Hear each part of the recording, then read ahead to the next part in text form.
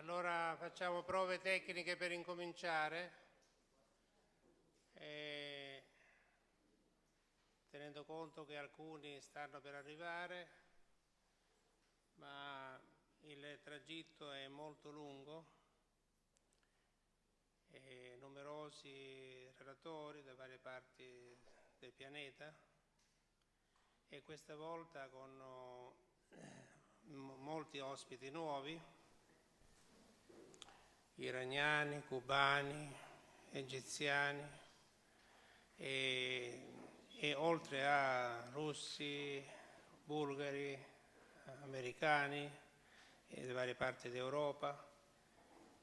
Quindi adesso, per consentire a ciascuno di arrivare, facciamo quindi una breve introduzione. Vediamo se funziona tutto, se le traduzioni stanno cominciando a funzionare. Facendo una prova tecnica prima di cosiddetta tecnica.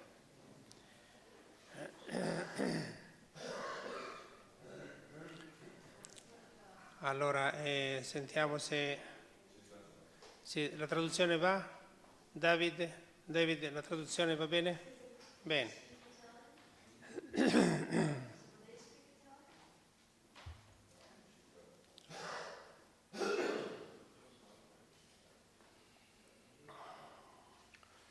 Allora, festival, quindi festa della parola, e modernità, ancora una volta, il modo del due, il modo del tre, il modo dell'invenzione dell'arte, il modo della memoria, quindi il modo della scrittura. E qui dunque il tema, la scrittura. Noi abbiamo al primo piano, nelle sale del museo, una mostra che si intitola Il bello, l'arte, la scrittura, l'Europa, la Russia, la Cina e il Giappone. Una volta abbiamo fatto anche una mostra qui di artisti iracheni, iraniani, di vari paesi del mondo islamico. Allora il bello, quindi il bello della contraddizione, il bello della differenza, ma qui dunque l'argomento è, il tema è la scrittura. Sembra un tema facile, scontato, un luogo comune, ecco, sembra che sia acquisito che la scrittura serva abbia una funzione mnemonica, che la scrittura sia memoriale, quindi che sia un veicolo del discorso, un veicolo del logo, che sia quindi scrittura farmacologica. Allora quindi la scrittura come farmaco, rimedio e veleno, positivo e negativo. Ma la scrittura da Leonardo in poi è tutt'altra cosa. Allora rileva dell'altra cosa, della parola come l'altra cosa. Quindi è scrittura dell'esperienza, mai prima di Leonardo e di Machiavelli. L'esperienza è originaria, cioè senza origine, senza l'idea di origine, senza ritorno. Quindi è un'esperienza che in un viaggio, che è proprietà del viaggio, senza ritorno. La memoria come esperienza, senza ritorno, senza l'idea di origine, quindi senza l'idea di ritorno, senza circolarità.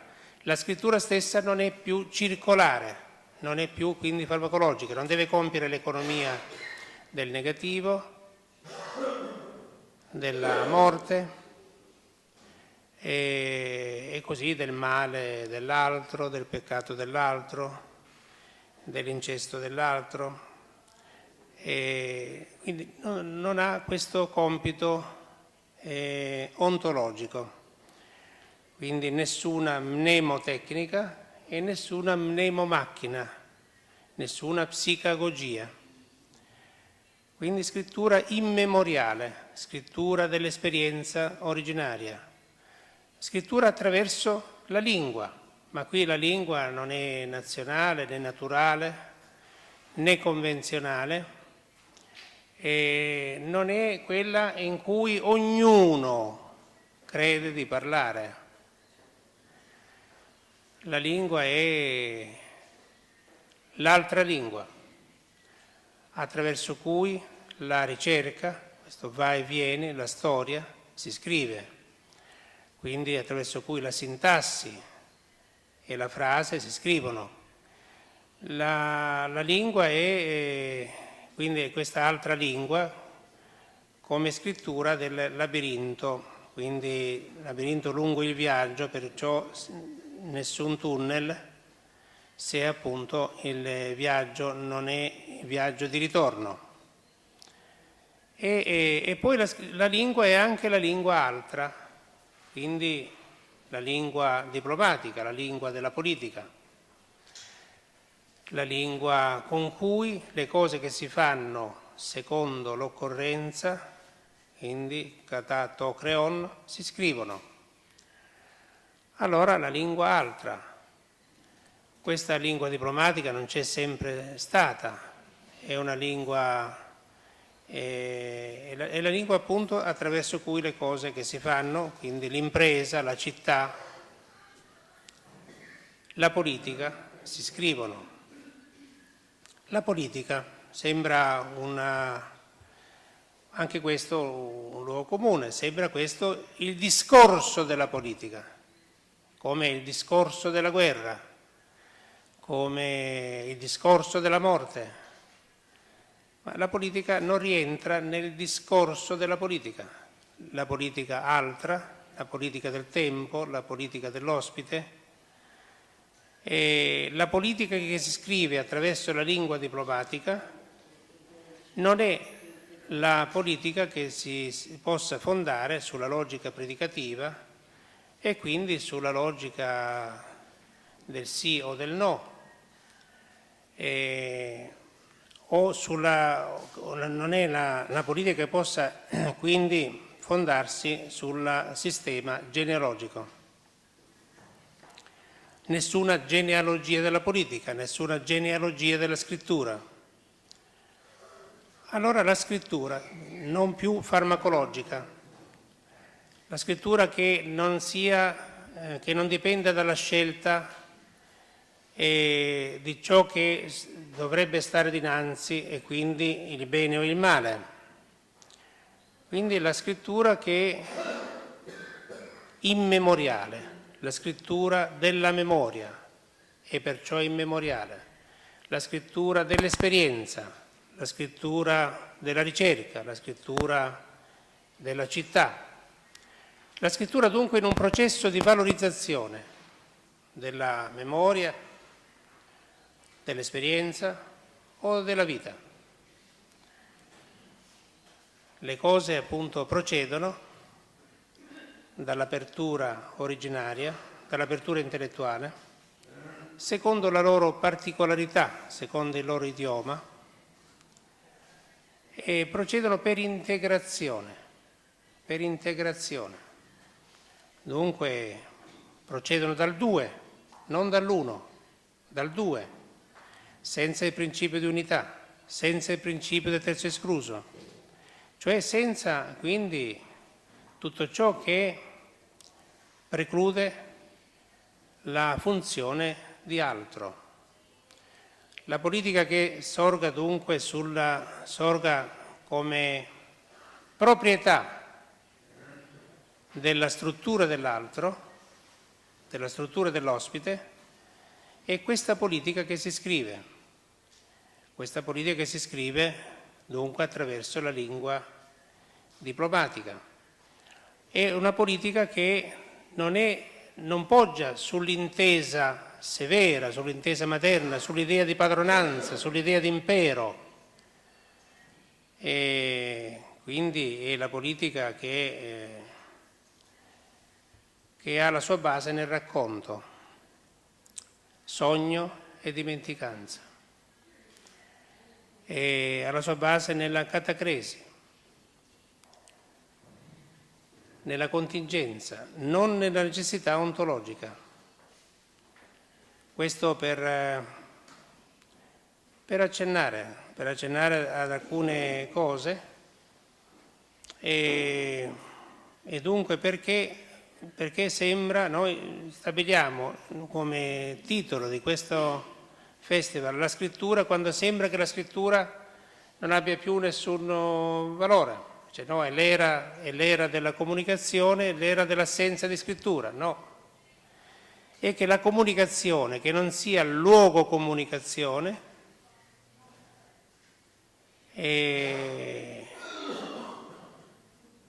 si avvale, ha la sua base, possiamo dire, nella scrittura. Nessuna comunicazione senza la scrittura. E allora non è l'epoca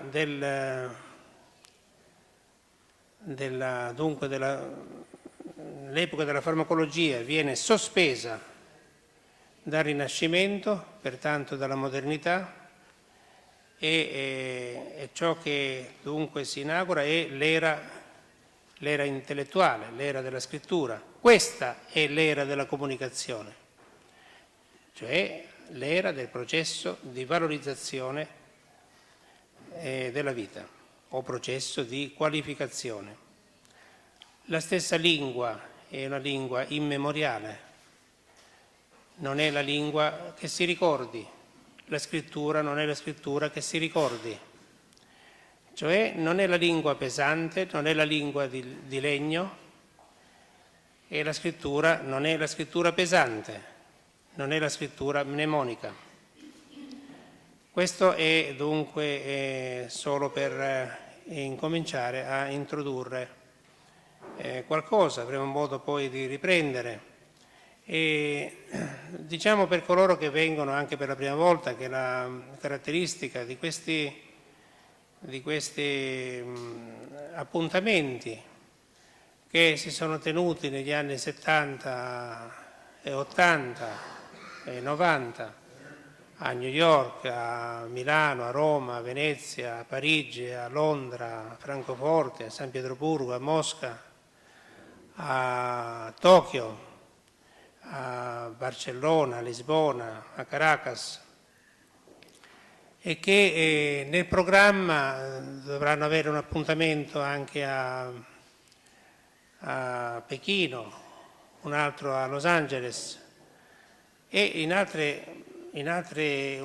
altro appuntamento al Cairo. Questo era il programma stabilito nel 1981 dopo il Congresso di New York, tenuto all'Hotel Plaza tra la fine di aprile e l'inizio di maggio dell'81.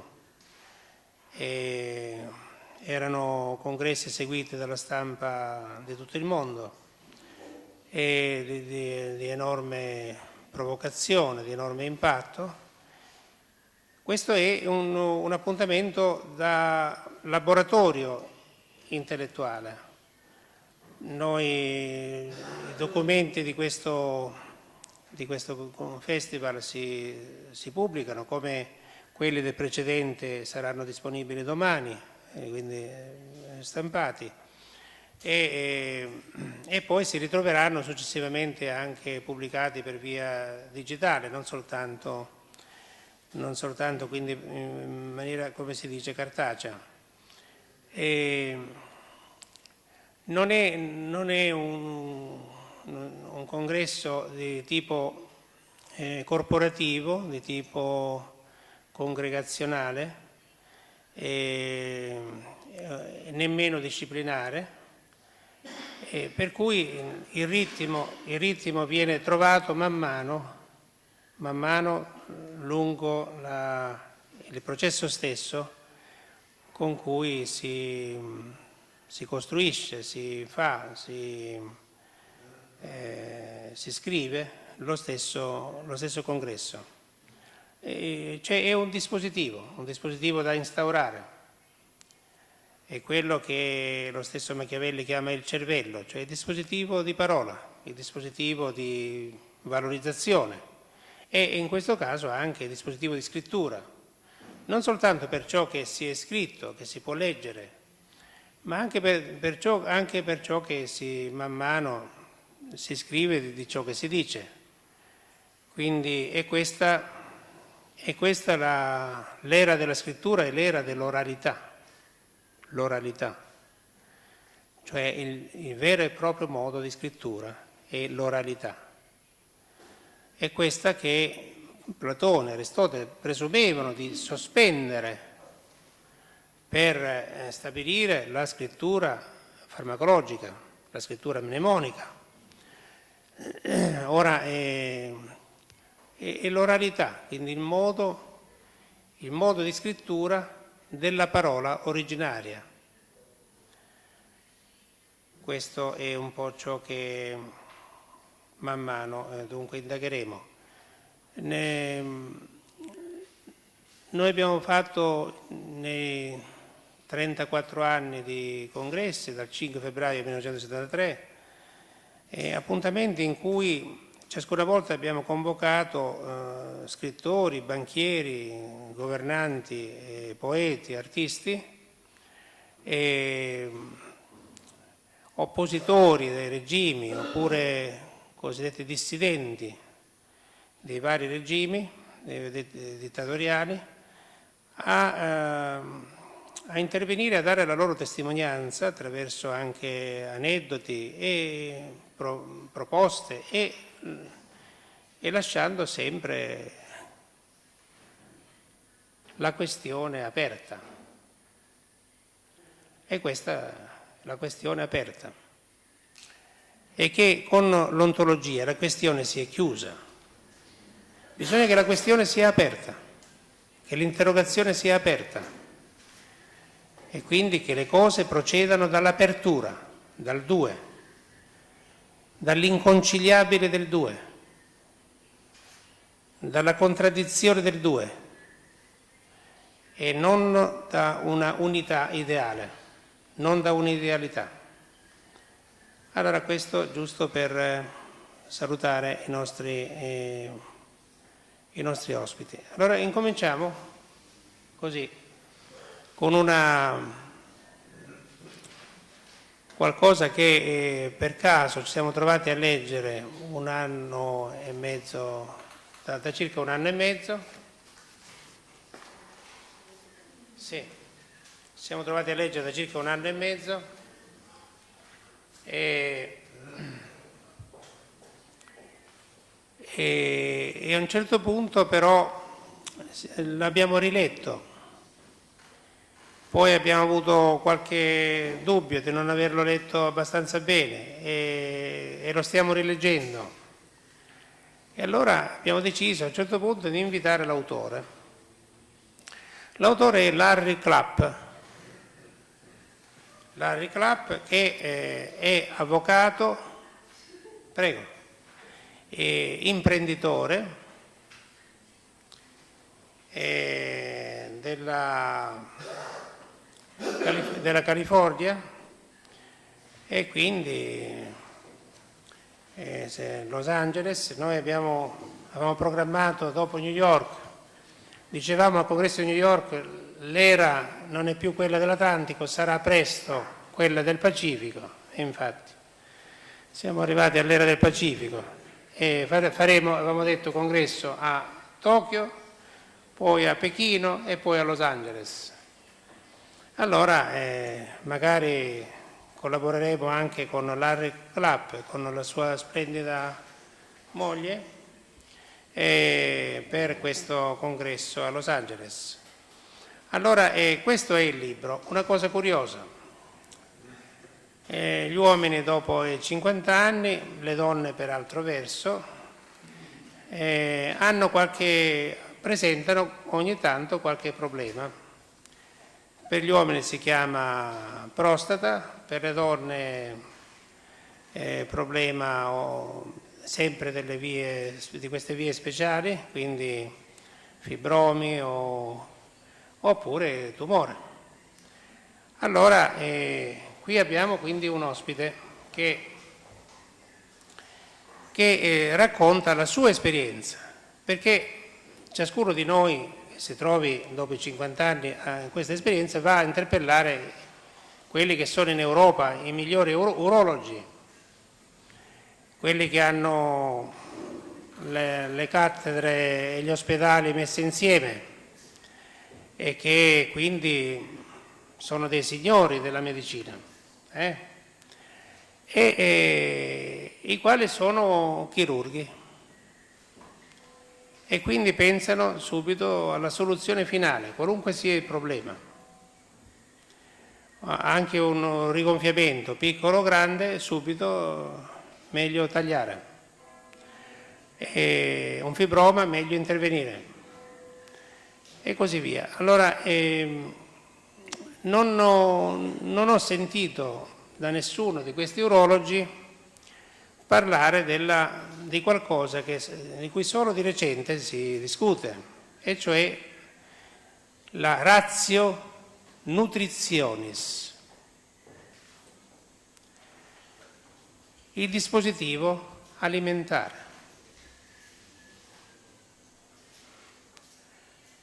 È vero, c'è un canone occidentale che si chiama dietologia, ma quello bada a un aspetto,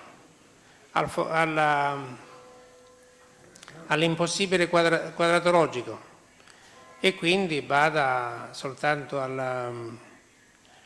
alla dimensione spaziale, e quindi ancora una volta al corpo disteso sul letto di Procuste, se è più lungo o più corto, più largo o più stretto. E pertanto si tratta appunto di inserire l'alimentazione nella logia, dietologia, nella farmacologia. Ma qual è appunto la ratio nutritionis? Qual è il dispositivo alimentare?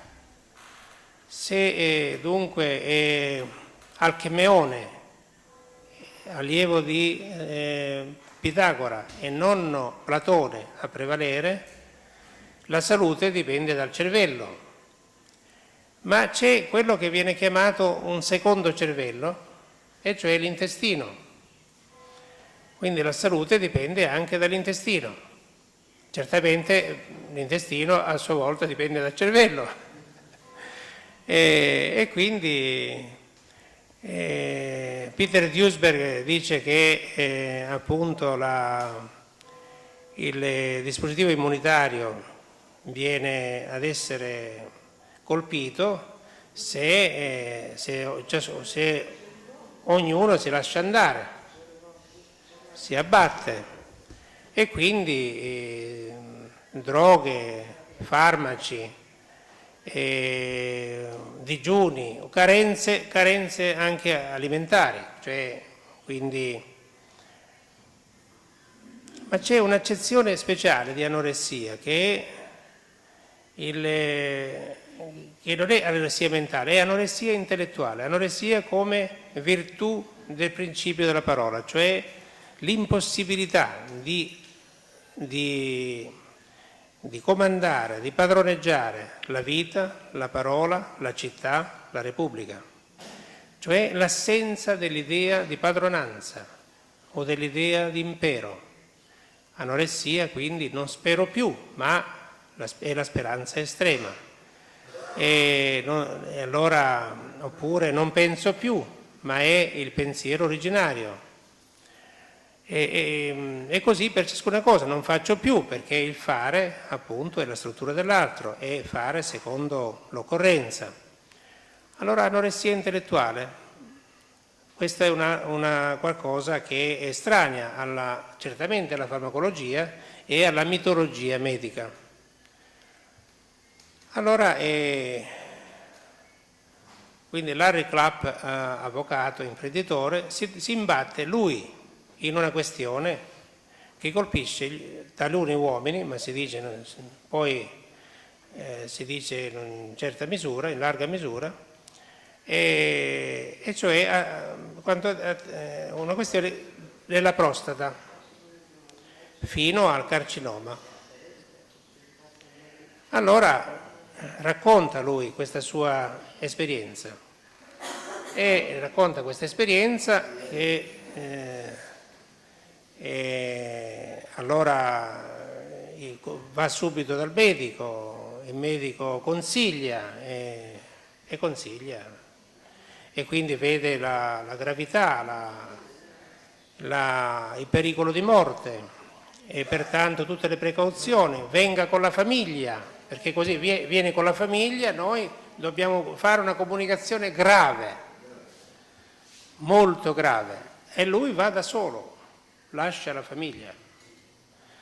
Dice, questa è una cosa che devo vedere io, devo sbrigarmi io, non coinvolgo la famiglia. E si avvia un processo,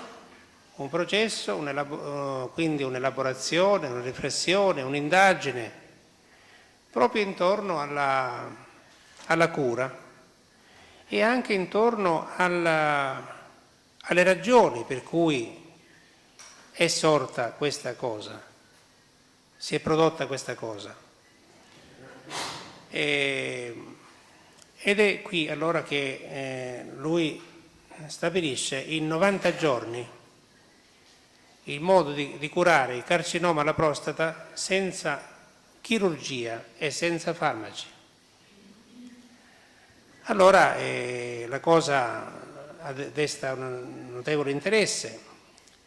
Io ho parlato con qualche urologo, con vari urologi, ma ci sono coloro che appunto non pensano esclusivamente alla soluzione finale e quindi perché 90 giorni? Bastano 3 giorni, basta un giorno, basta tagliare. Però c'è invece qualche urologo che sentiremo domani che invece è molto interessato a questa esperienza.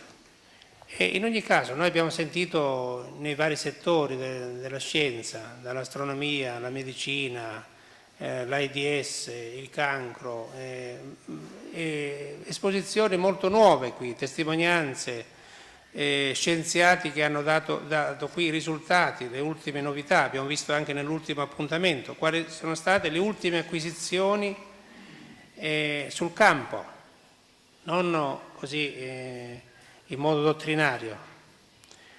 Allora io ho deciso di chiamarlo, no? E ho fatto come l'attuale moglie, no? Cosa ha fatto l'attuale moglie che poi sentiremo di Larry Clapp? Lei ha cercato su internet un nuovo marito 3 anni fa e l'ha trovato il Larry Clapp e la sua vita si è trasformata radicalmente, l'alimentazione, molti dispositivi di vita, cioè i dispositivi di vita sono instaurati, veri e propri dispositivi di vita. Ecco, questa è la questione. Qual è il dispositivo di vita che sia dispositivo della salute, dispositivo di valore? Anche Nadine Schenker dice che la salute dipende dalla disciplina, ma la disciplina dipende dal cervello, no? Quindi si tratta di imparare, disciplina, no? Imparare. E noi non cessiamo di imparare, si tratta di imparare vivendo, no? Imparare vivendo. E quindi si tratta di esplorare questo gerundio, questa è la vita come gerundio, vivendo. E quindi come cercare, cercando, come fare, facendo, come scrivere, scrivendo, come vivere, quindi vivendo. Allora, questo è il libro in italiano, questa mi pare che sia la seconda edizione, il libro è scritto nel 97, no? 97? Nel 97, quindi ormai 10 anni fa. Però anziché 3 mesi di vita lui ne ha avuti molti di più, è ancora vivo con noi, in piena attività. Allora è una diciamo, lo ascoltiamo per ciò che possa quindi comunicarci. Ecco, prego, adesso.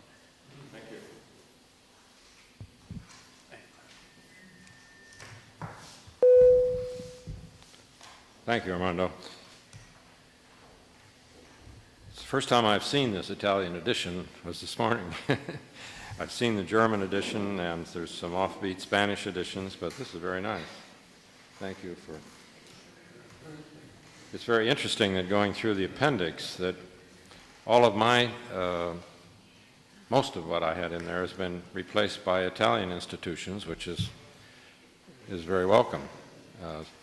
Particularly as it's now, with the passage of time, even in America, some of the things are a little out of date, even though every printing, it's in 20th printing in the United States. And every printing we update it, but they like you to stay with the same typeset, so you don't make a lot of changes with each printing. On a broader point, as Armando has outlined, we were talking last night about, I guess, those of us who are not always accepting what people are telling us, that is, the masses, so to speak.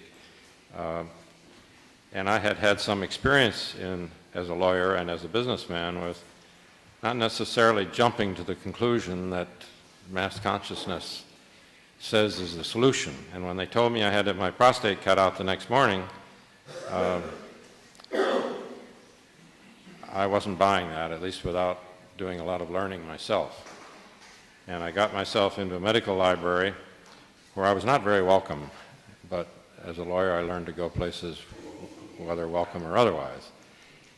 And the first thing I learned was that most men in the world don't have prostate problems. It's a problem of developed countries. So that was rather interesting. The research in medicine at that point had said that, well, it's all in the diet. We're eating too many fats. Well, I looked at many of these other countries where they don't have prostate problems and they eat a lot worse than whatever was going on. So I had the conclusion that it must be there's something in the foods in America and Australia and the countries that are having the problem. And an MD colleague at that time said to me, well, if that's your theory, I'm doing a 9-day fast in California, would you like to come? And that was quite a challenge. I never even thought of fasting. But I went, and it was quite an experience. It was very difficult. I had such migraines and so many things going on that I didn't think I would live, and I at times thought maybe that wasn't even the goal. But at the end of that, it was 9 days. At the end of that, I redid my PSA, which was then the sort of standard. It's certainly not it's not given the respect today that it was given then, but my PSA had gone from 10.5 to 5.25 in a week. And urology said, well, that's very nice, but we still have to cut it out. Today would be fine. You can't wait till tomorrow. And I said, well, wait a minute. You told me last week that it went up 0.2 of a point. This week it's gone down 5.5 points, and you tell me that's meaningless. I can't accept that kind of logic. That doesn't follow for me. And then when another month it went down to 2, they were still saying they were going to cut it out. And I'm saying, no, I'm not buying that. And furthermore, nobody could find the cancer anymore in 2 months. And I'm thinking, well, we got to learn more about this. It's certainly not what we're being told by medicine, that everybody's got to run around, cut out their prostate or their uterus or whatever it is. As Armando says, that's their solution to everything. And we certainly know now that in all cancers, the surgery can be helpful, but it's not the solution. The cancer is systemic in the body, To just go cut it out where it's showing up is, like much else of medicine, treating symptoms. And in the case of prostate, their recurrence rate, by different studies, but by some mainline studies like Johns Hopkins, their recurrence rate is 96%. I mean, is that something you want to invest in? I certainly didn't think that was what I wanted to do. And so with prostate, it's kind of the solution's worse than the disease. It certainly is giving up your quality of life for what they would like to say is a month, or their goal is 5 years. They consider that survival. I don't think that's very significant. I'm 17 years out now. If I had thought in 5-year terms, plus those 5 years, as I looked at it, wouldn't be much fun. Wearing a diaper, no sex life, among other things, didn't appeal to me. We've since seen people like General Schwarzkopf, Senator Bob Dole, who have had their prostates out, and there's no studies, but most people that know those people, Arnold Palmer, realize that this isn't the same man that was around before. He's lost his basic energy, his spark. He's not the same person. Bob Dole, in the election campaign, started falling off the podium, and people said, well, wait a minute. This was our most prominent senator. What's going on here? Well, nobody paid attention. He had his prostate out. So he started selling Viagra, which is a good solution. So that's kind of how I got. So from then I was guided to publish this book, which was first in English and is in German and several other languages now. And what's amazing to me, looking back over this time, is that no one else has come along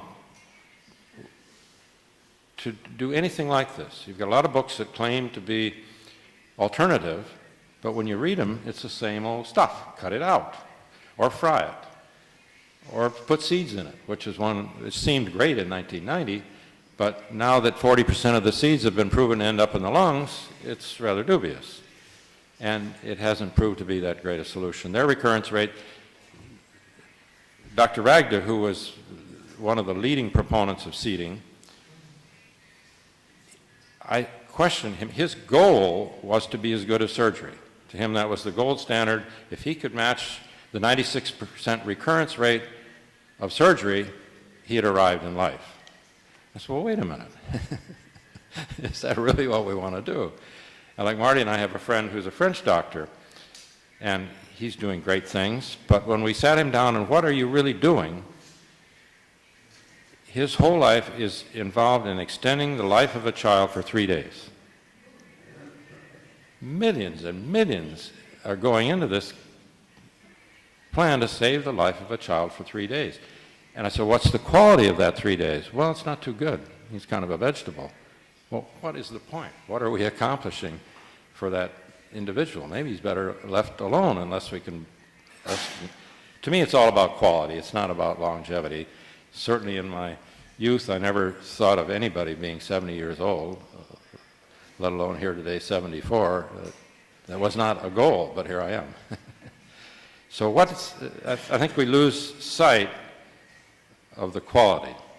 And for women, fortunately, the hysterectomy thing got way out of control, but it wasn't a quality of life issue. Women with hysterectomy pretty much live, they're past childbearing in most cases, so their life isn't really affected that much. But this thing of cutting out the prostate is devastating for men.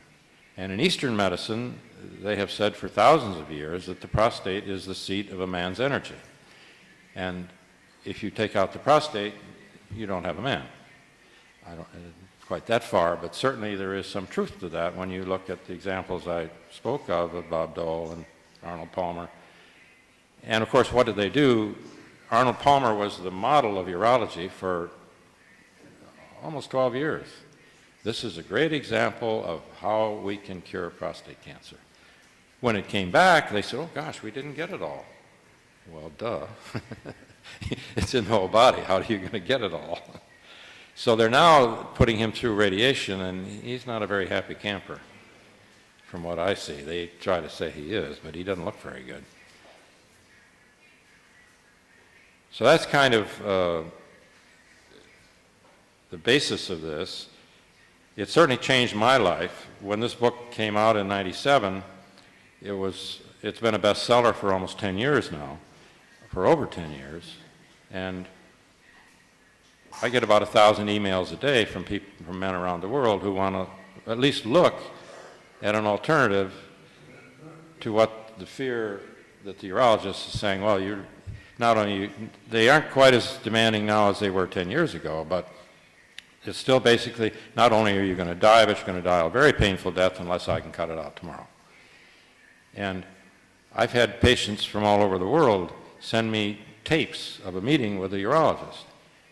And I've never seen a sociological, if you set out to have people in so many languages and country all say the same tape, I don't know how you would do it, but these urologists have managed it.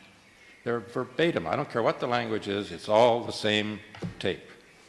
Somebody obviously made a tape and sent it around the world and everybody memorized it. It's still, to me, an amazing thing that we can have people in so many languages saying exactly the same thing. It's all fear. Like most of medicine, if you don't do what I tell you, you're going to die. And in urology, it's not only going to die, but it's going to be very miserable. You better get in here and get this thing today. And of course, what they do is very profitable, but is it helping anybody? That's the question. There are a few people who, I haven't met anybody yet. I really pushed at Johns Hopkins when I was writing with people who were with Dr. Walsh.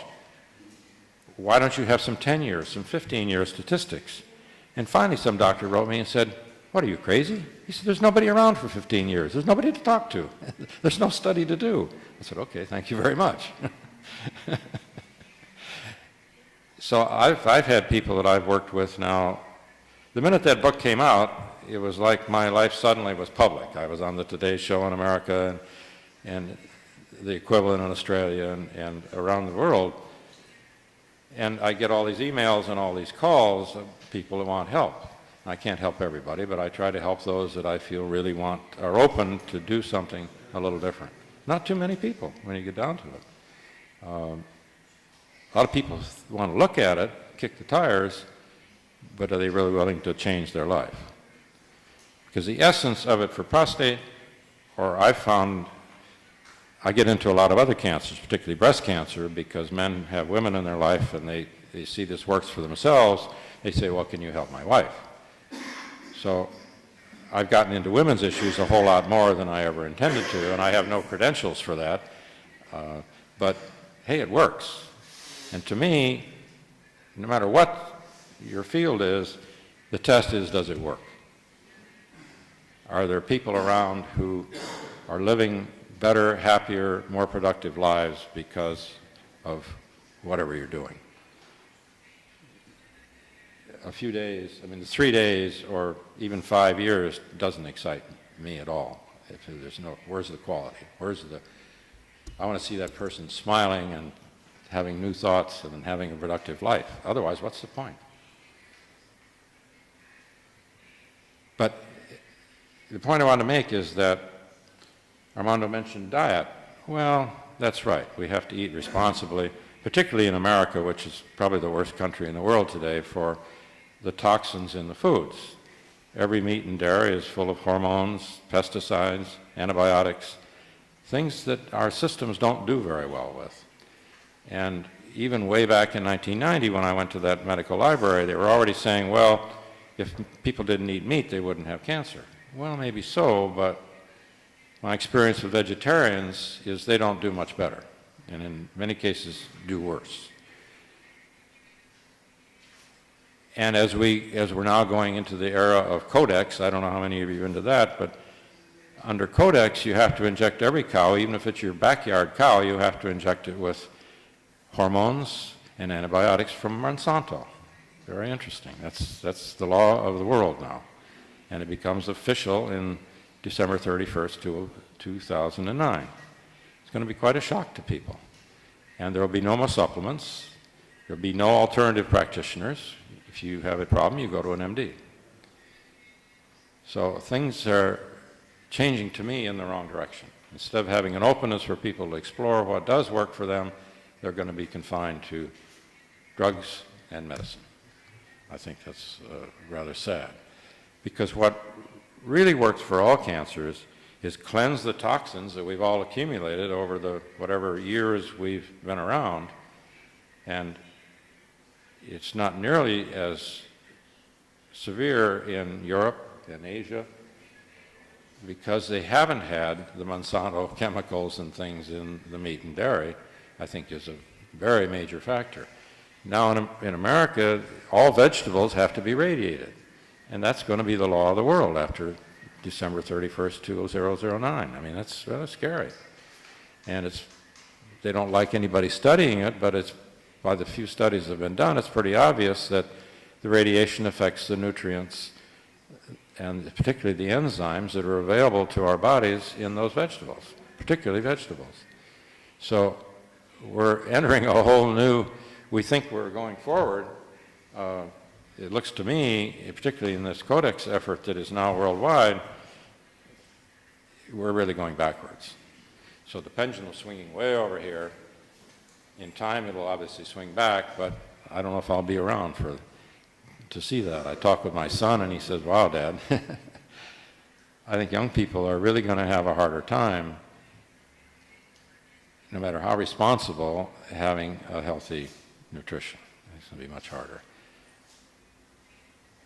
But I have, with all cancers, I've constantly seen that the cleansing, as I call it can be fasting. There's a number of ways to do it, but if you don't give your body some help getting out the accumulated toxins, you can take all the supplements in the world, all the drugs, you're not going anywhere in terms of truly returning to health. It's the toxins that have to be gotten out.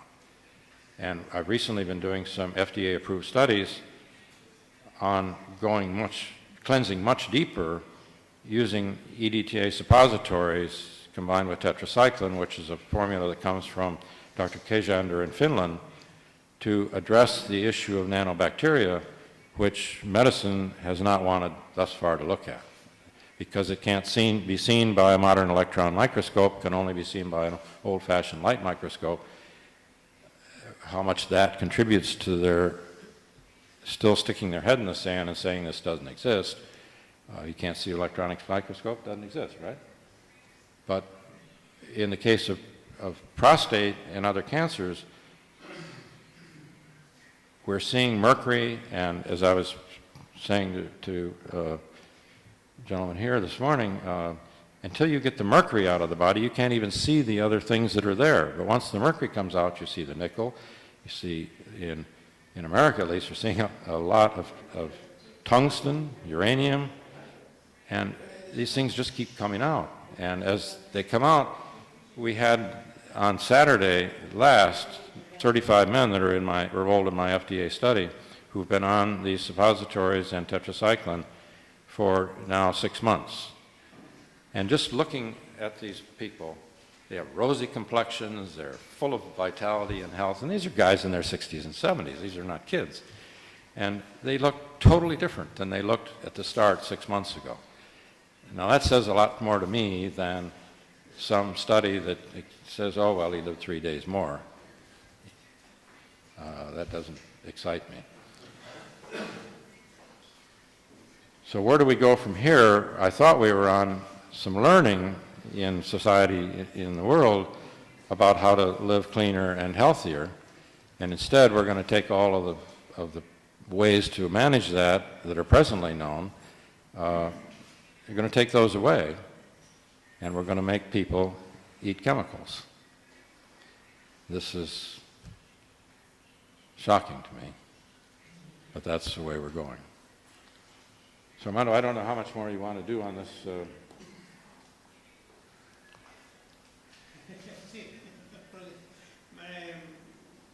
Questo episodio risale prima del quindi il libro del 97. Questa esperienza è di quale anno? 94, 95? No, I had the experience in 1989. 89. And then I spent the next 5 years healing and learning, studying fasting around the world. It turned out once I'd done one, there were many other ways to fast. The way of Dr. Cousins was very difficult. It was nothing but vegetable juice. And of course, everybody has always thought, going back to biblical times, that water fasting was the gold standard.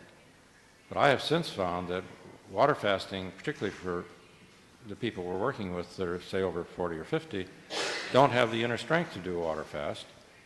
And they're very weak. They spend 6 months just trying to get the strength back. Well, I mean, we all know that it takes energy to heal. So what is to be accomplished by sapping all the energy out of a person? And even with Dr. Cousins, I argued, you know, I see all these people here. The young people are fine, they don't, but people that are a little older don't have the energy to live on vegetable juice. There's got to be more for people. Then I discovered in England the master cleanser with Dr. Burroughs, using lemonade with maple syrup, lemon and maple syrup, and people had a very high energy. And people say to me, and I've put hundreds through this fast since I started this 15 years ago, and I get emails like, God, I feel so much better on this fast than I've ever felt in my life. Why would I ever want to eat again? From men and women. And the answer is you get pretty boring, and even though it's proven it'll sustain you, Dr. Burroughs had people 120 days. I've personally done 42 days. You can go a long time, but it gets pretty uninteresting. And much of our lives is involved around the social experience of eating. And I'm a little unusual. I would go to a business lunch with my jug of juice and say, here, this is my lunch, give me a stem glass. Everybody else is eating greasy, fun stuff, but I was happy with my juice. But not everybody's willing to do that. Some people wouldn't do that for any reason. So I spent the next years learning, and I owe a lot of people in the world for teaching me various things. And I've put a lot of it in this book, but you can't put everything in the book. I have some ebooks. I focused on ebooks now because you can keep them up to date every year. And also people can download them and have them instantly. Print books are wonderful, but they seem like a thing of the past. But I think some people want print books, great. It's because they don't want you changing the type, it's hard to keep a print book up to date. You can make little changes, but to really rewrite a book that's now in 7 or 8 languages is more than I'm undertaking at this point in my life. So I do ebooks, I have my website, and they're much shorter than this. It's kind of like an executive summary updated to the present time with more patient experiences that I have had. I have coached, I don't keep track of it, but I have an online support group that has ranged from 700 to 1,000 people for 12 years now. And I encourage these people to come in, heal themselves, and go about their life. It's well known, well accepted that whatever we focus on, we get more of. So if you're going to live by focusing on your prostate, you're probably not going to get too much better, or whatever is ailing you. So I encourage people to come in, do your healing. Shouldn't take more than 3 months, get back to your life in a new, more quality way. And enjoy your life, because that's the real healing. I don't hear that from very many people, even a lot of alternative people, that real healing is about joy of life. And if you don't have that, I don't care what you do, you're not going to get there. So does that answer your question, Armando? Kind of a long answer. Quali sono le acquisizioni, quindi, in base all'esperienza, che sono emerse dopo la pubblicazione di questo libro? You mean as a writer, as a publisher, sì, or no. as a patient? No. Or all three? No, come esperienza, le acquisizioni come esperienza. Non le pubblicazioni successive al libro, ma le acquisizioni che sono sorte, emerse lungo l'esperienza dopo la pubblicazione del libro.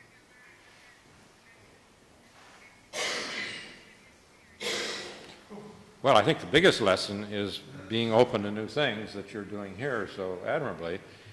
And as I said earlier, it's surprising how few people in the world, men or women, who are really open to make changes in their life. Even if they know they're going to get out of that surgery tomorrow, am I really willing to clean up my mouth and to change my nutrition in whatever ways seem to be necessary?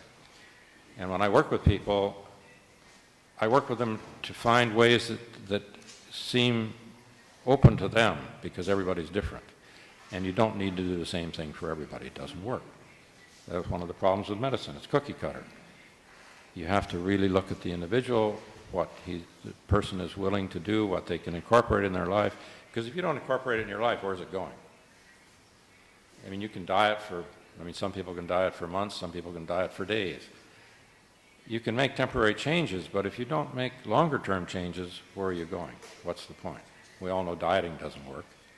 For that very reason, it's not becoming a part of your life. It's temporary. So that's certainly the biggest thing, is looking at people's openness to making changes, even once they believe them. Some people will frankly say to me, gee, I think that's wonderful, I would like to do it, but for whatever reason, my wife, my grandmother, my kids, I'm going to do what my urologist says. Well, fine, I wish those people well, but I don't see any great results. But it's not for everybody. And I'm sure you see that here. Sì. Bene, allora riprenderemo poi la conversazione con Larry domani e anche dopodomani. Va bene? Per ora una buona introduzione. Grazie. Thank you.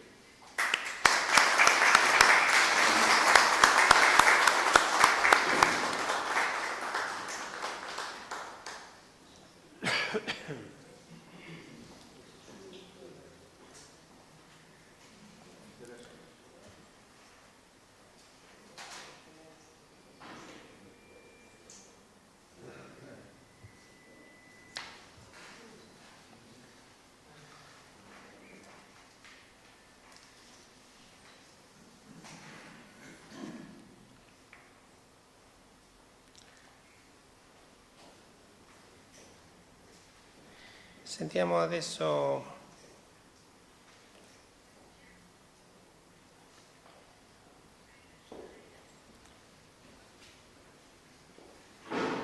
lo so che è arrivato stamattina, è partito forse molto presto, Bachisio.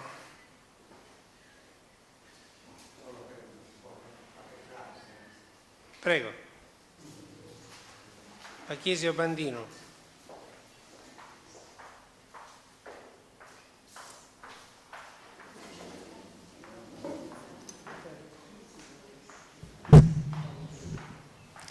Grazie. Sì, sono arrivato stamattina presto, troverò oggi e domani il mio ritmo per intervenire su quanto voglio dire, non avendo un testo scritto, quindi ascolterò e magari interverrò fra qualche giorno. Ora mi interessava soltanto dire, ma la scrittura, c'è un post scriptum? C'è qualcosa che linearmente segue e dice qualcosa di aggiuntivo? Cos'è nell'ordine della dimenticanza, della memoria, per cui aggiungo qualcosa? Post? Esiste un post nella scrittura? In una concezione lineare forse sì, ma non credo che esista un post. E ancora mi chiedo, esiste un ante? Un ante scriptum? Voi non avete mai incontrato un ante scriptum? ma non c'è qualcosa che precede la scrittura, non nel senso di un ante lineare, temporale, cronologico, forse neppure logico in un certo senso, ma la scrittura procede e nel suo procedere c'è un procedere, come dire, sequitur, che segue, e c'è qualche cosa che la annuncia in questo senso, un ante scriptum, c'è questa dimensione di ante come annuncio e di post come procedere sfuggendo alla linearità del tempo e ponendo la scrittura come un'articolazione che nel suo scriversi appunto si fa. Grazie.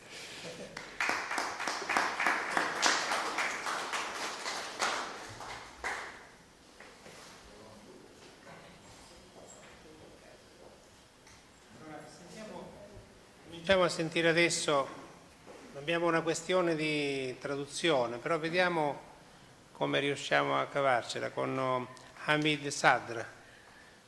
Prego, perché lui ovviamente, oltre alla lingua che si parla in Iran, lui parla bene il tedesco perché è stato a lungo in Germania, ha fatto anche i suoi studi all'Università di Vienna, scienze politiche, quindi nel 77, e poi ha, questo movimento, militante di questo movimento di resistenza iraniana, che è fondato da Shapur Bakhtiar, che era il primo ministro dopo Khomeini.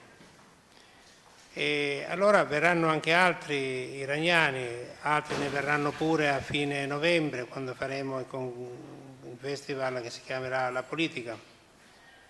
E allora siamo contenti che lui sia qui, chiaramente parla benissimo il tedesco, parla un po' di francese, un po' di inglese, vediamo un po' come riusciamo ad affrontare la questione, no? Con i nostri traduttori. Prego. Intanto cominciamo con un saluto, poi interverrà altre volte lungo il festival. Hamid Sadr è un ragazzo del 46. Un ragazzo del 46.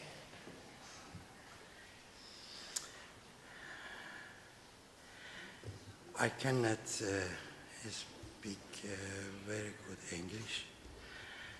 I can not speak Italian. I can just Persian. And I can understand German and can speak German. You must begin, but excuse me, my language.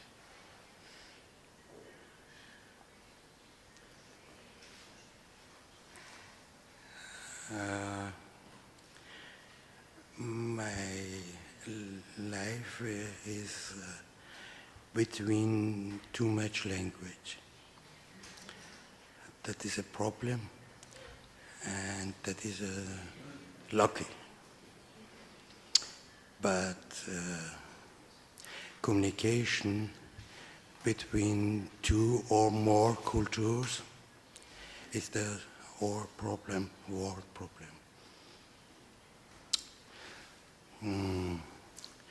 I remember for two war, Iraq, Kuwait. That was problem language between Saddam Hussein and American people that Arabic language have another diplomatic role and character. American diplomacy has another history. Risultati dangerous and very, very problematic for our world. My role, writer, is understanding the meaning, but self-problem with another language.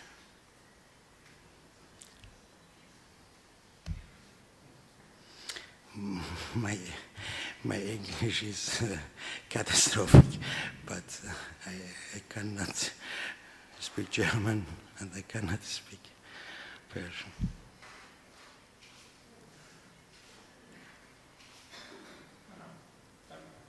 Parlerà in tedesco, faremo fare una comunicazione in tedesco con la traduzione.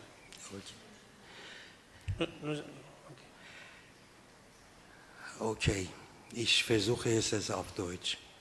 Das ist schon meine Lieblingssprache geworden. Ich schreibe seit 20 Jahren, also sowohl auf Deutsch als auch in persischer Sprache. Es sind bis jetzt also 2 Romane also von mir erschienen in deutscher Sprache. Ich schreibe auf Deutsch direkt. Und gleichzeitig sind auch die Übersetzungen in tschechischer Sprache, auch in meinem Heimatland in persischer Sprache erschienen. Und wie ich versucht habe, mit meinem kläglichen Englisch zu erklären, mein Leben geht eigentlich in diese Spannungen zwischen verschiedenen Sprachen und Kulturen. Wie mein erster Roman auf Deutsch in tschechischer Sprache übersetzt war, über die letzten 3 Monate vom Kafka-Leben in Wien, war ich also in Prag. Ich habe gehört, was die Leute im Land Kafka über ihn, über mein Buch erzählt haben. Ich habe kein Wort verstanden. Ich war im Bahnhof, ich war auch anderswo in dieser Stadt Prag. Ich habe die Straßenschilder nicht verstanden.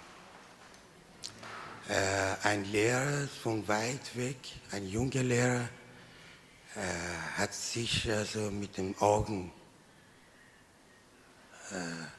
mit mir kommunizieren können. Da ist mir bewusst geworden, was Literatur bedeutet, nämlich also übergreifende Sprachen, übergreifende Angriff für bessere Kommunikation. Und zweite Sache, was mich also schockiert hat, war die Situation, dass ich jetzt also in meinem Heimatland eine Übersetzerin habe. Das heißt, ich bin also persischer Schriftsteller, aber meine Übersetzerin soll also das auf Deutsch geschriebene Roman in persische Sprache übersetzen. Schockierend deshalb, weil es nicht anders möglich war, dass das Buch in Persien erscheint. Nämlich sowohl Verleger als auch die Übersetzerin mussten also vor Revolutionsgericht rechtfertigen, dass sie nicht in direkter Kontakt mit mir, sondern einfach vom freien Markt, weil wir auch keine Copyright haben in Persien, das Buch genommen haben und dies übersetzt haben. Vom Thema her geht es also um Kafka oder beim zweiten Roman geht es also im Zweiten Weltkrieg in Österreich. Gut, die haben schon also eine Entschuldigung gehabt, aber wie traurig für mich, dass ich jetzt auch sogar für mein Heimatland eine Übersetzerin brauche. Sie hat also netterweise mir also die Texte geschickt. Ich habe es auch manches korrigiert, aber das ist wieder mal ein anderer Aspekt in meinem Leben. Auf jeden Fall, meine Erfahrung sagt, ich möchte nicht lang machen,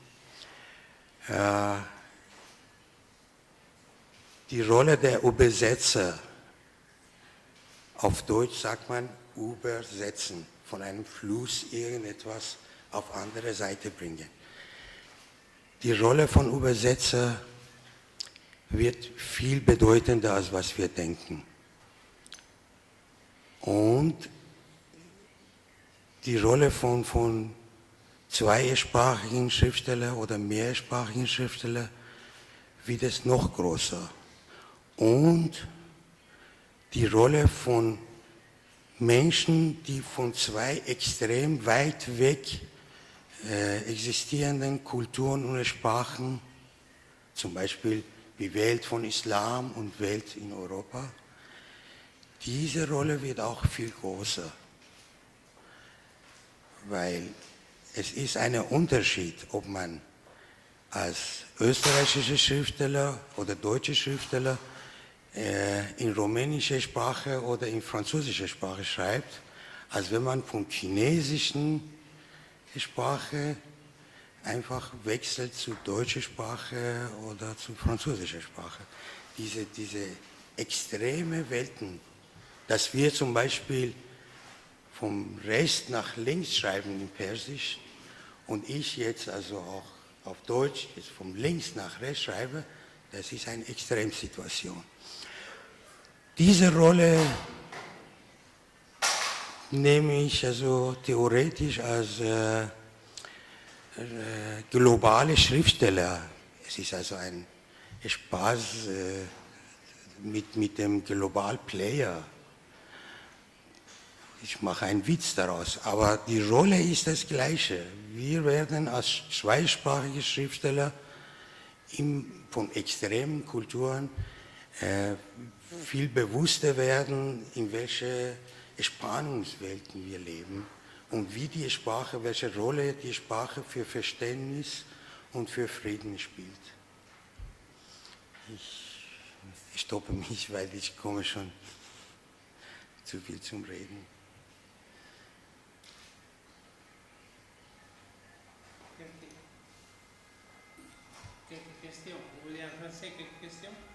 Ich habe ja keinen.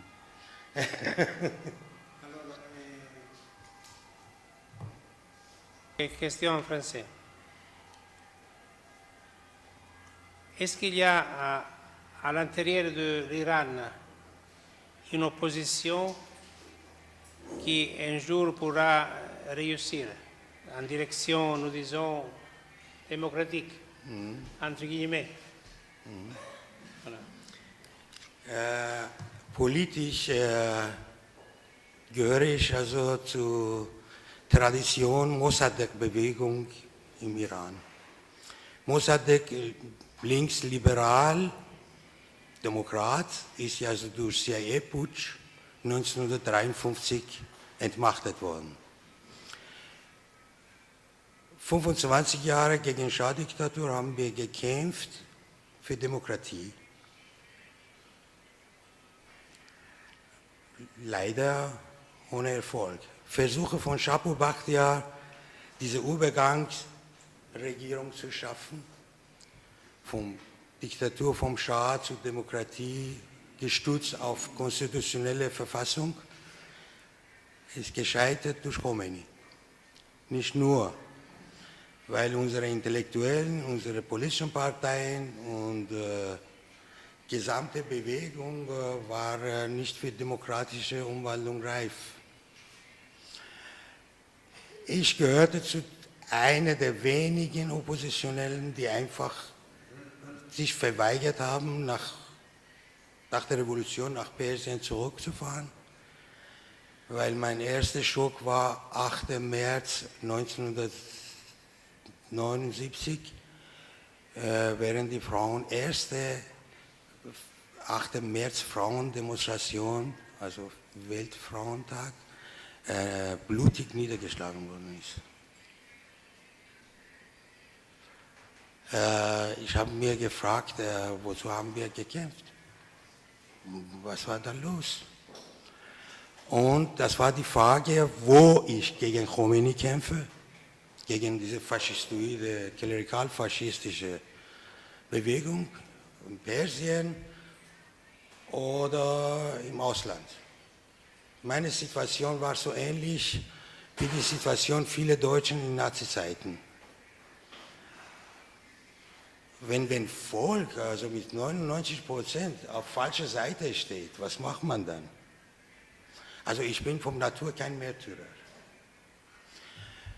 Ich habe mir gedacht, gut, ich kämpfe da draußen und dann ist ja also Ministerpräsident Bachtiar gekommen, da haben wir also begonnen, also ganz langsam diese Bewegung zu entwickeln. Jetzt ist es so, dass gesamte Bewegung in Persien, also von Frauen, von Arbeitern, von Studenten, von Jugendlichen,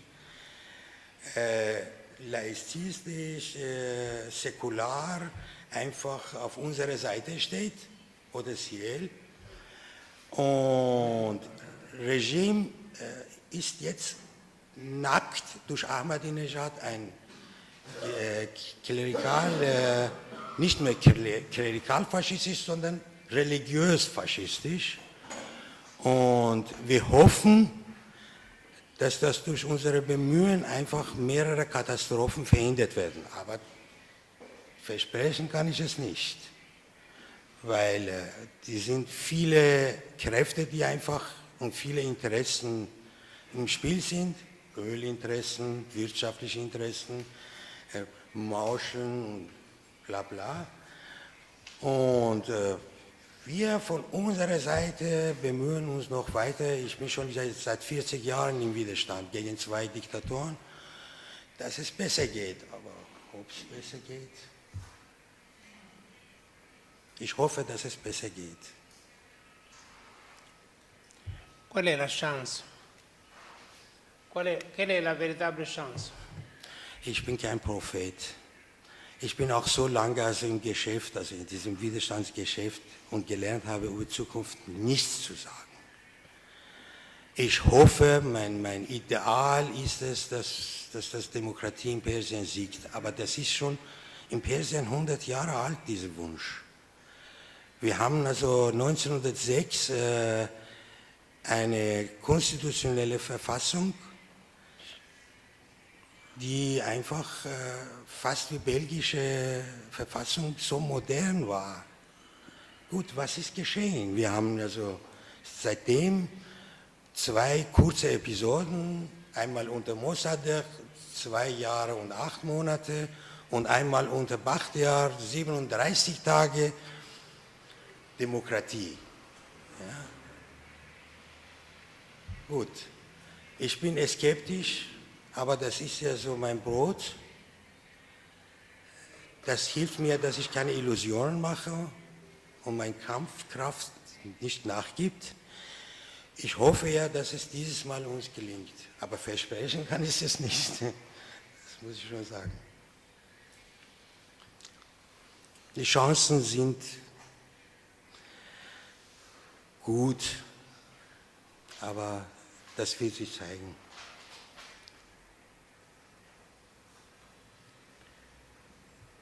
Le régime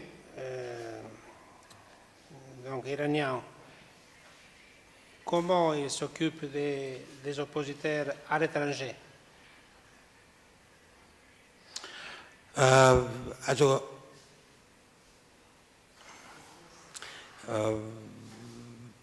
das war so ein der Probleme, also bei diesem Widerstand, weil unter dem Schah war nur in Persien gefährlich. Unter dem Khomeini hat man bis jetzt ungefähr 60 Oppositionelle im Ausland umgebracht. Wir mussten auch ja so damit rechnen, dass diese viele islamische Gruppen im Ausland rein emotional und einfach fanatisch gegen uns losgehen. So wie es also bei den Kollegen Rushdie, Salman Rushdie und so weiter der Fall gewesen ist. Wir haben auch ja so mit einer Gemeinschaft zu tun. Islam ist jetzt also 1 Milliarde, 2 Millionen, ja, falsch oder richtig, wenn man als Säkular oder Laizist, vor allem als Schriftsteller was macht, dann muss man schon damit rechnen, ob Karikaturen also in Kanada sind oder Prophetengesicht, hat man ein bisschen mit Grimassen gezeichnet oder was geschrieben. ist man damit konfrontiert, irgendetwas zu riskieren. Situation ist also eigentlich weltweit und Problem ist auch weltweit. Es ist nicht nur unser Problem. Wir sind vielleicht Kampfspitze dieses Problem.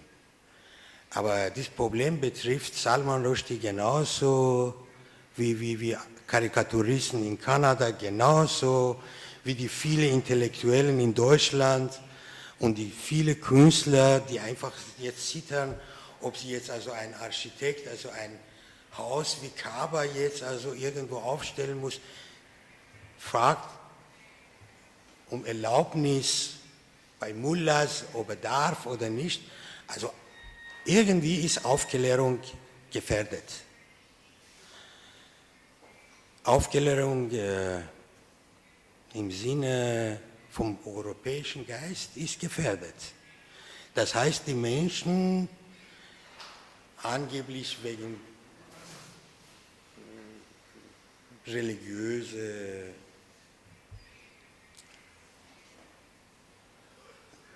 Höflichkeit oder religiöse Distanz oder was weiß ich, beginnen jetzt als Intellektuelle ihren Mut zu verlieren und bei Mullahs, bei diesen Faschisten einfach ja so um Erlaubnis zu bitten, ob sie dürfen oder nicht. Ob man darf jetzt also über Prophets was schreiben oder nicht, was soll das?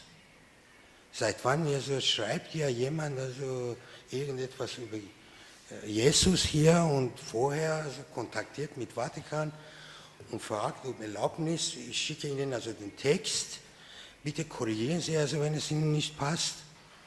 Ist das Aufklärung? Ist das also die Errungenschaft von Europa? Also ich glaube, wir müssen schon gefasst sein, dass dieser Kampf einfach existenziell ist und um allen geht.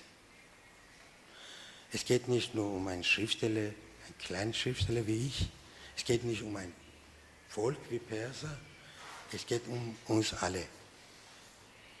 Es geht also auch ja, also um Existenz Israel. Ja. Est-ce que vous avez été condamné par le régime? Nochmal, also auf Italienisch das. No. Est-ce que vous avez été condamné par le régime iranien?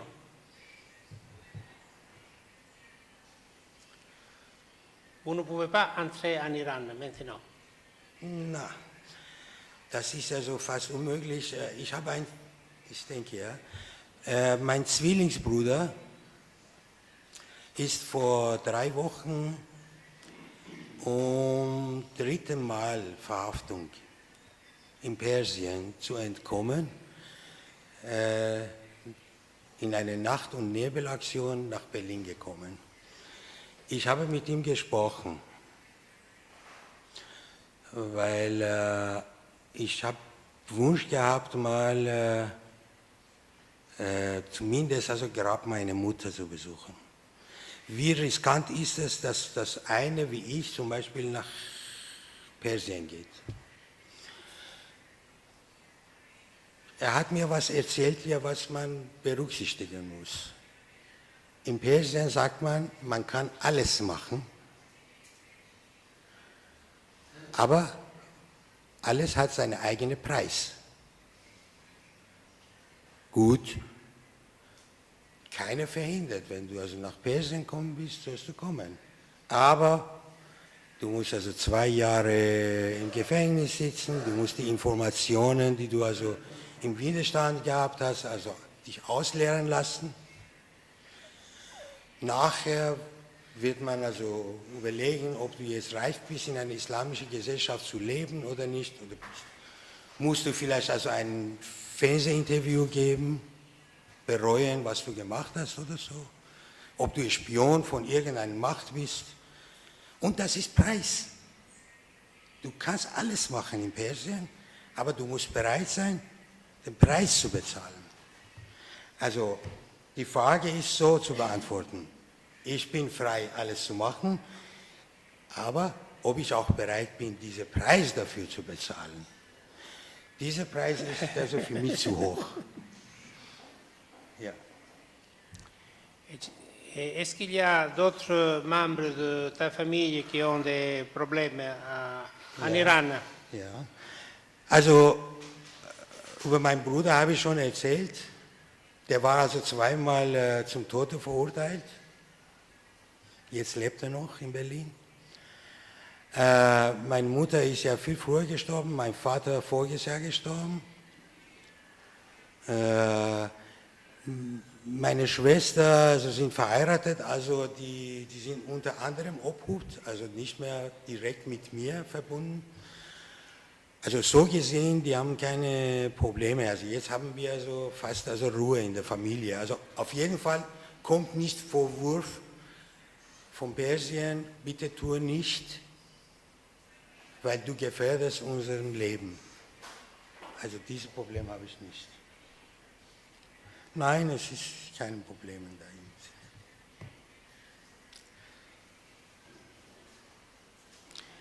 Et qu'est-ce que tu fais à Vienne? Ich schreibe. À part l'opposition Nein, au nein. régime iranien. Na, also meine oppositionelle Tätigkeit ist ja so eher international. Weil Nationalfront, das ist ein merkwürdiger Name, also von Mossadegh-Bewegung, ist also sowohl in Persien als auch in Amerika und Europa. In Österreich schreibe ich nur. Also in Wien bin ich nur Diener der Literatur. Und da kann ich also zwischen Ruhe zum Schreiben und Politik schon wählen. Wien ist sehr ruhig und das ist sehr schön zum Schreiben. Und ich versuche ja diese beiden Welten ein bisschen so auseinanderzuhalten. Alors, tu as fait des films, tu as fait des romans. Quel est ton meilleur roman? Ach so, ja. Also ich habe insgesamt 5 Romane geschrieben. 2 davon sind persisch, in persischer Sprache. Erste ist also vor 40 Jahren geschrieben worden. Der Streik der Nachtfalter. In einem Satz. Es geht um Leben eines Jungen, der sich weigert, Beamtenjob von seinem Vater zu nehmen, aber er wird dazu gezwungen. Mein Leben ist anders gelaufen. Zweiter Roman ist ja Kork auf dem Wasser. Das ist Schicksal von einem von Mittelklasse, der zwischen Religion und Moderne unter dem Schah hin und her geht. Der ganze Roman spielt sich an einem Nachmittag, dass er mit seiner Frau zu einer sehr modernen Anlage in Südteheran fährt, um dort also Boot zu fahren, aber durch diesen Konflikt mit seiner Frau, die pro-westlich ist und die Umgebung, die islamisch traditionell ist, passiert ihm, dass er vom Boot herunterfällt, unter Wasser geht und dort ein anderes Leben erfährt. Da unten leben andere Menschen. So habe ich mir das gedacht damals. Ich wusste nicht von Islamischer Republik damals. Es war 1976, 76 glaube ich. Gut, mein erster Roman auf Deutsch ist ja so Kafkas Leben, Kafkas letzte 3 Monate Leben in Wien. Und das war für mich die Frage, wollte er leben oder wollte er nicht? Für mich war die Frage, ob ich schreiben sollte oder doch was anderes tun sollte. Für mein Kind, für meine Frau, ob es sich auszahlt überhaupt. Mein zweiter Roman, das 2005 erschienen ist, der Gedächtnissekretär, das ist sehr schwer zu übersetzen, ist ja so Schicksal von einem Perser, der durch einen Nebenjob konfrontiert wird mit Nationalsozialismus in Österreich und durch diese Kontakte wegen diesem Job unwillig langsam in diese Geschichte hineingeht. Also dann erlebt er letzte 3-4 Monate vom Krieg in Österreich. Mein jetziger Roman, was ich beendet habe, ist es also der Vogelsammler von Auschwitz. Geht es um Schicksal und Einfluss von einem Vogelsammler, einem Ornithologen, der in Auschwitz in Wachmannschaft war und wie sie sich also auf Leben zwei Ornithologen in Wien, wie die ruhig leben, wie sie schön leben, einfach wirkt.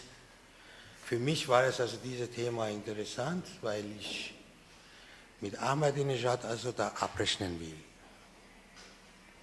Und das habe ich schon fertig gemacht. Schon alles. Ornitologo. Aucun de tes romans n'a été publié en Italie. Noch nicht, nein. Quel est le roman que tu souhaiterais qu'il soit publié en Italie? En premier. Also für mich. En premier. Also für mich ist es, weil ich so hasse, diese Ahmadinejad. Das also zweite Roman, dieser Nationalsozialismus. Warum? Wir haben in Persien nicht diesen Begriff Welt. Wir haben nicht diese Geschichte. Ich habe mich bemüht, mit meiner Übersetzerin zuerst einmal Begriffe zu suchen. Nationalsozialismus, zum Beispiel. Schutzstaffel, SS, die sind alles fremd. Das ist eine fremde Welt. Und wenn diese Welt für Persien fremd ist, begriffsmäßig, kann von Ahmadinejad bis da unten nicht wissen, was das heißt, Holocaust zu leugnen. Und mein Interesse ist es, dass dieses Buch so weit wie möglich wichtig wird, um in Persien Aufmerksamkeit von Intellektuellen auf dieses Thema bezieht, nicht auf mich. Ich brauche das nicht mehr. Ich bin schon 40 Jahre Schriftsteller und ich weiß nicht wie lange noch, aber mir liegt dieses Thema. Und dann auch noch nachher das Thema mit Auschwitz. Ja, Auschwitz auch. Und dann vielleicht Kafka. Ja, Kafka kann man immer. Aber Kafka ist ja so. Insomma, vorrebbe che tutti fossero pubblicati in italiano. Kafka kann man schon Geist. Aber politisch liegt mir schon, dass diese letzten zwei Romane einfach übersetzt werden, wenn die wollen. Ok. Alors, nous allons commencer par un. Okay. Ok. Gut. Ich bedanke mich für Ihre Geduld. Dankeschön.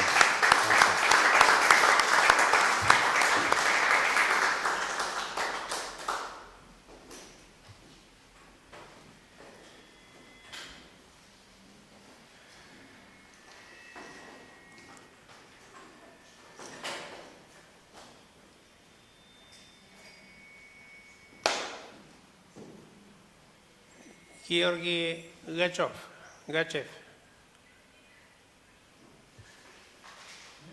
No, domani. Ok, tomorrow. Ok.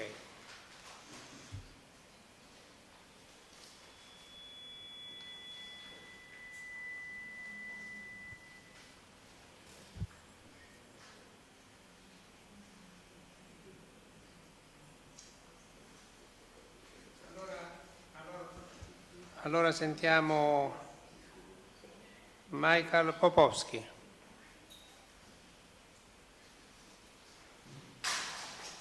Che viene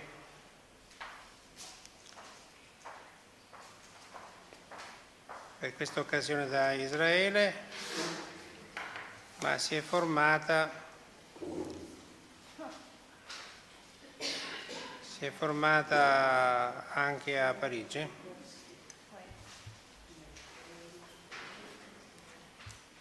Ha lavorato nella semiotica, nel giornalismo,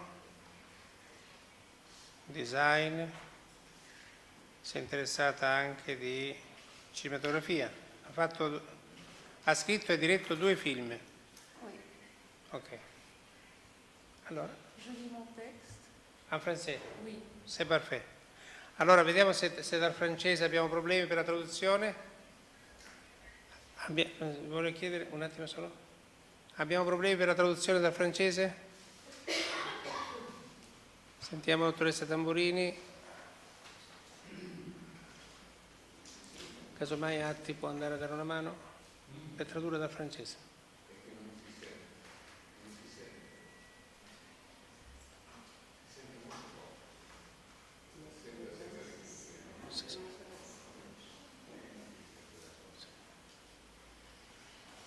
Sentiamo se possiamo risolvere il problema della traduzione dal francese, perché lei legge in francese. Sentiamo cosa ci dicono.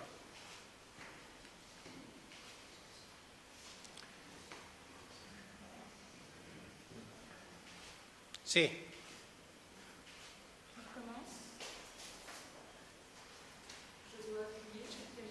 Sì, voilà.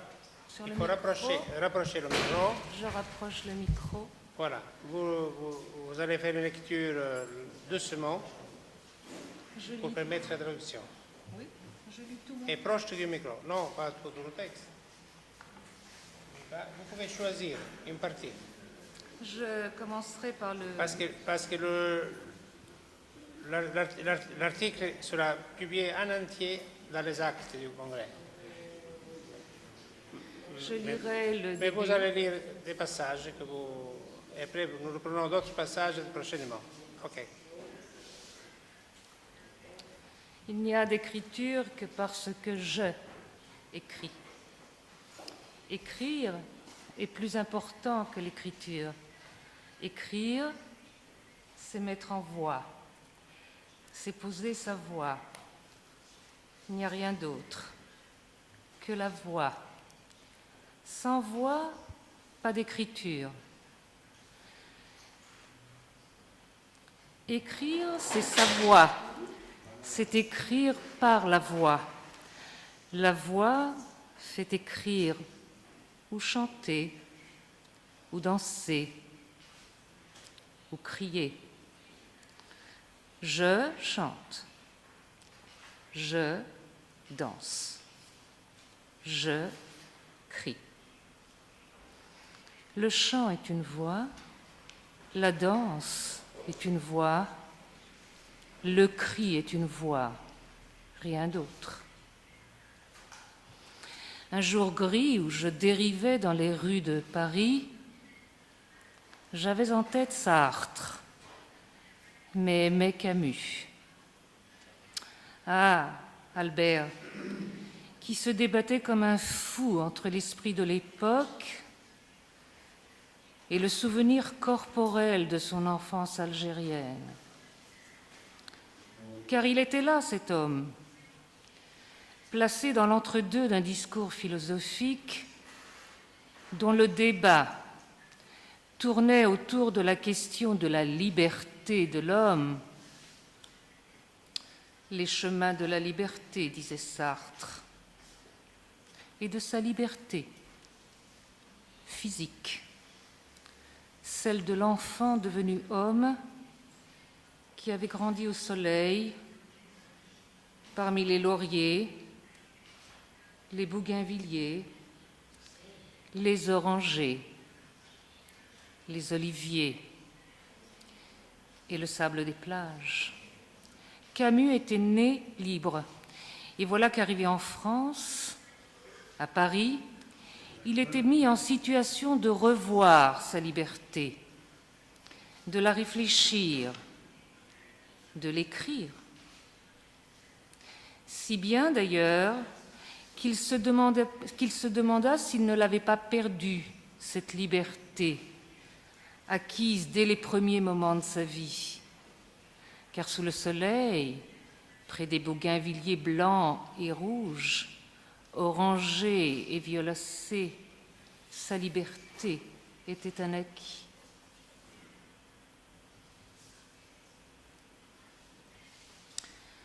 Je passe. Je suis née au paradis. Le paradis, ce fut ce petit kibboutz qui comptait quelques 100 membres. Car on ne dit pas les habitants du kibboutz, on dit les membres, tant les uns sont liés aux autres. J'ai grandi dans une maison avec d'autres enfants, et non dans la chambre de mes parents, car on dit chambre et non maison. J'ai grandi sur les terrains sableux et quelques morceaux de pelouse. J'ai grandi nue et non habillée. J'ai grandi sous le soleil avec les orangers. L'architecture du kibboutz, c'est une architecture plane et horizontale, basse et près du sol. Elle se veut modeste et faite de petites unités d'habitation situées sur de petits terrains liés par leur proximité, unis par de petits jardins et quelques pans de pelouse et quelques arbres. Cette architecture se présente sous forme de grappe. Les hommes vivent là, entre la chambre et les jardins, les pelouses et les arbres qu'ils chérissent, arrosent et développent. À 5 ans, j'arrivais à Paris. Ce fut une mauvaise rencontre, avec en fond un urbanisme parisien gris anthracite, une population urbaine énervée, mouvante et violente. Pour moi, qui n'avais jamais connu la violence, le choc prit la forme d'une surprise, d'un étonnement, d'un point d'interrogation. Et je me demandais ce que je voyais et ce qu'était cet univers dans lequel j'étais placée.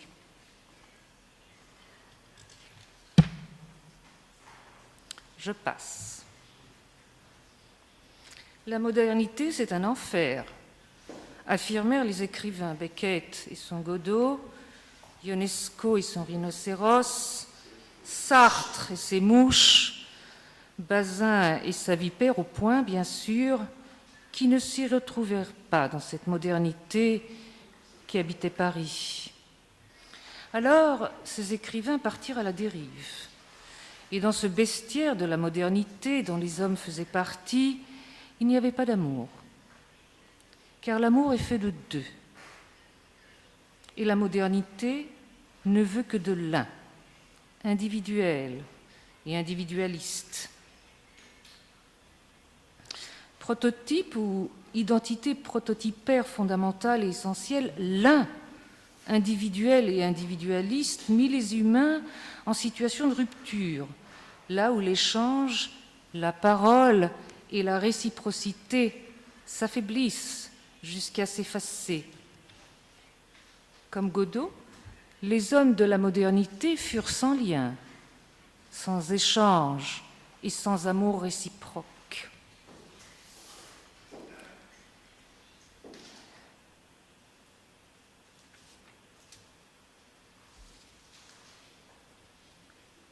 Lacan disait qu'il n'y a pas de relation sexuelle.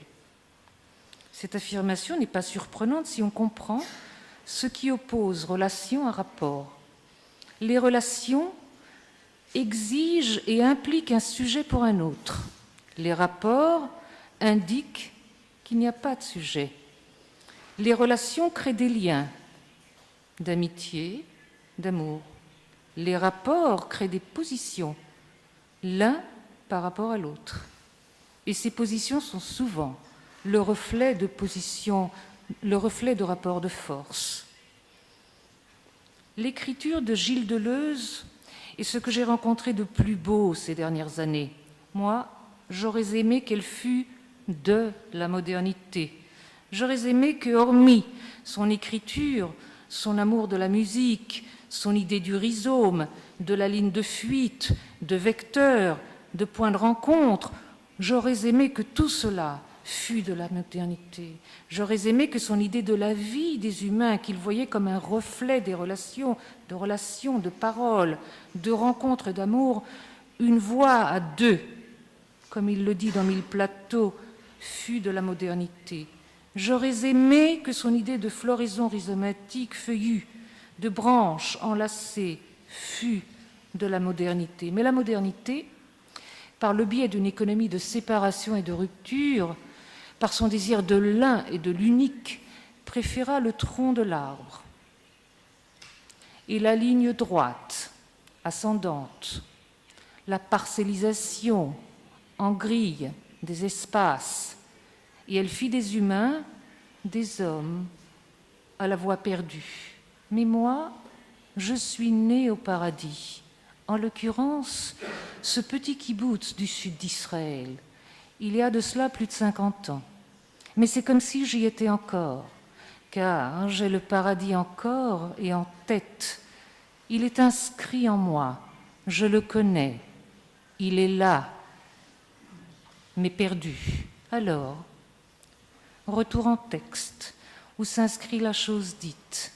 Ah, ma parole d'amour et ma parole d'aujourd'hui, le temps est-il passé où je rêvais les corps, les champs et les épis de blé? Aujourd'hui, je suis là, à l'ombre de mon être, dans le silence, effacé à l'autre.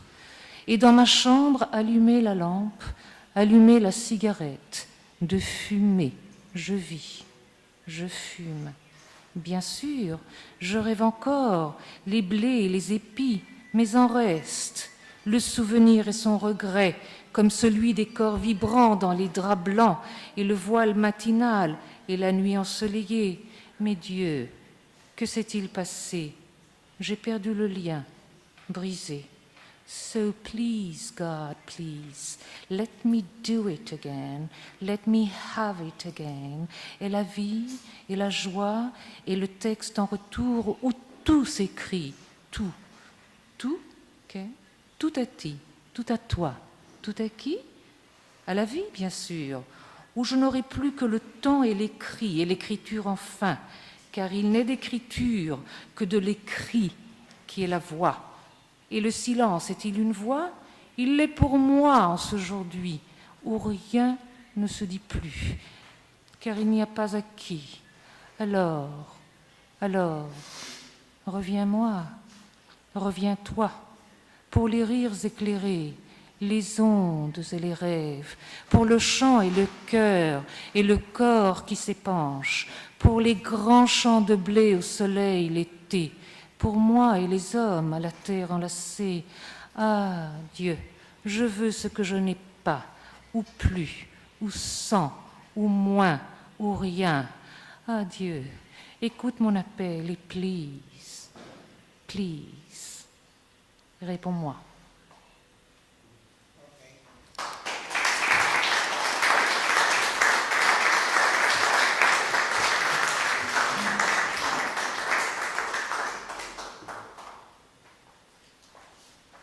Sentiamo adesso Marty Kaplan. Marty è la moglie di Larry, però è anche dunque imprenditrice negli Stati Uniti.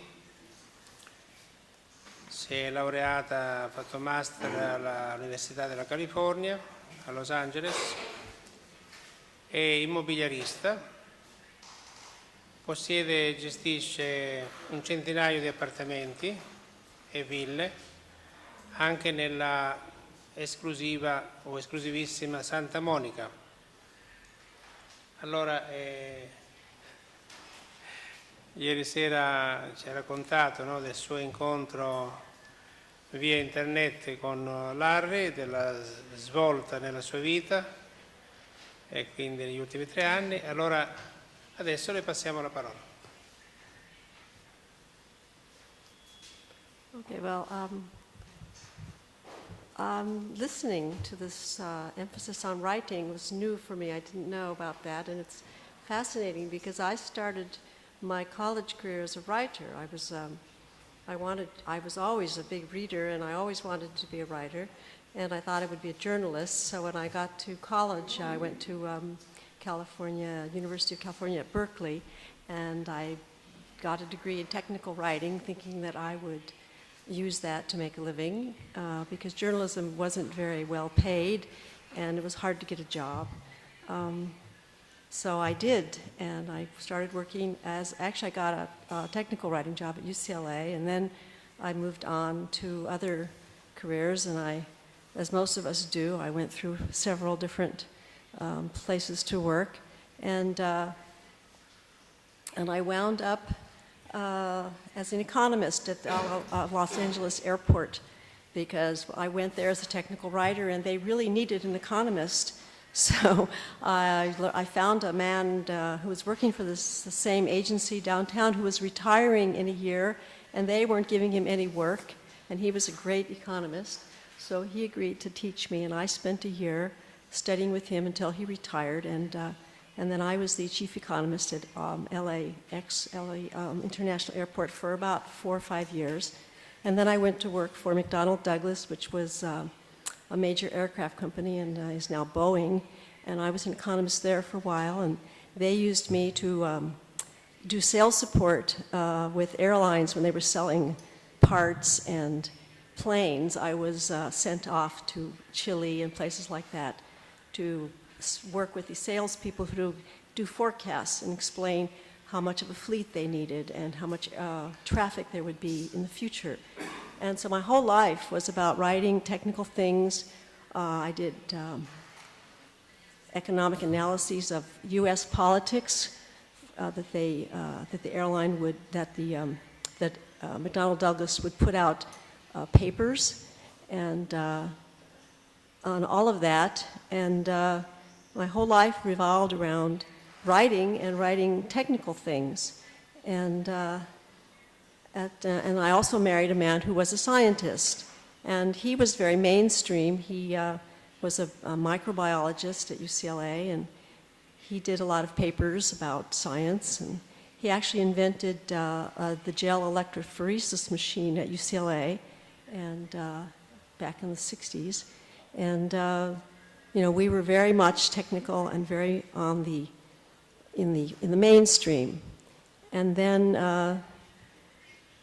at some point, he started working on genetic engineering projects, and became head of the cancer research for Dow Chemical.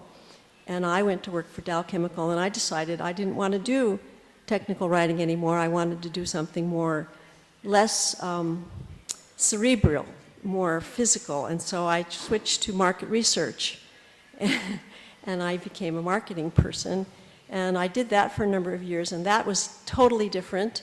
And it was all about putting on conferences such as this one, and hiring putting on giant parties, and working with salespeople who wanted to do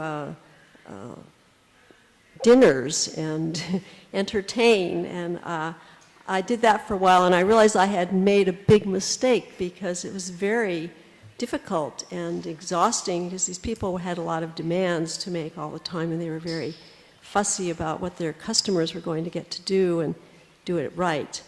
And I would put on giant parties for hundreds of thousands of dollars, and we would hire famous entertainers like Bob Hope or someone like that to give a talk and feed them and entertain them. And it was really, I didn't really enjoy it. I liked it for a while, but then it got very old.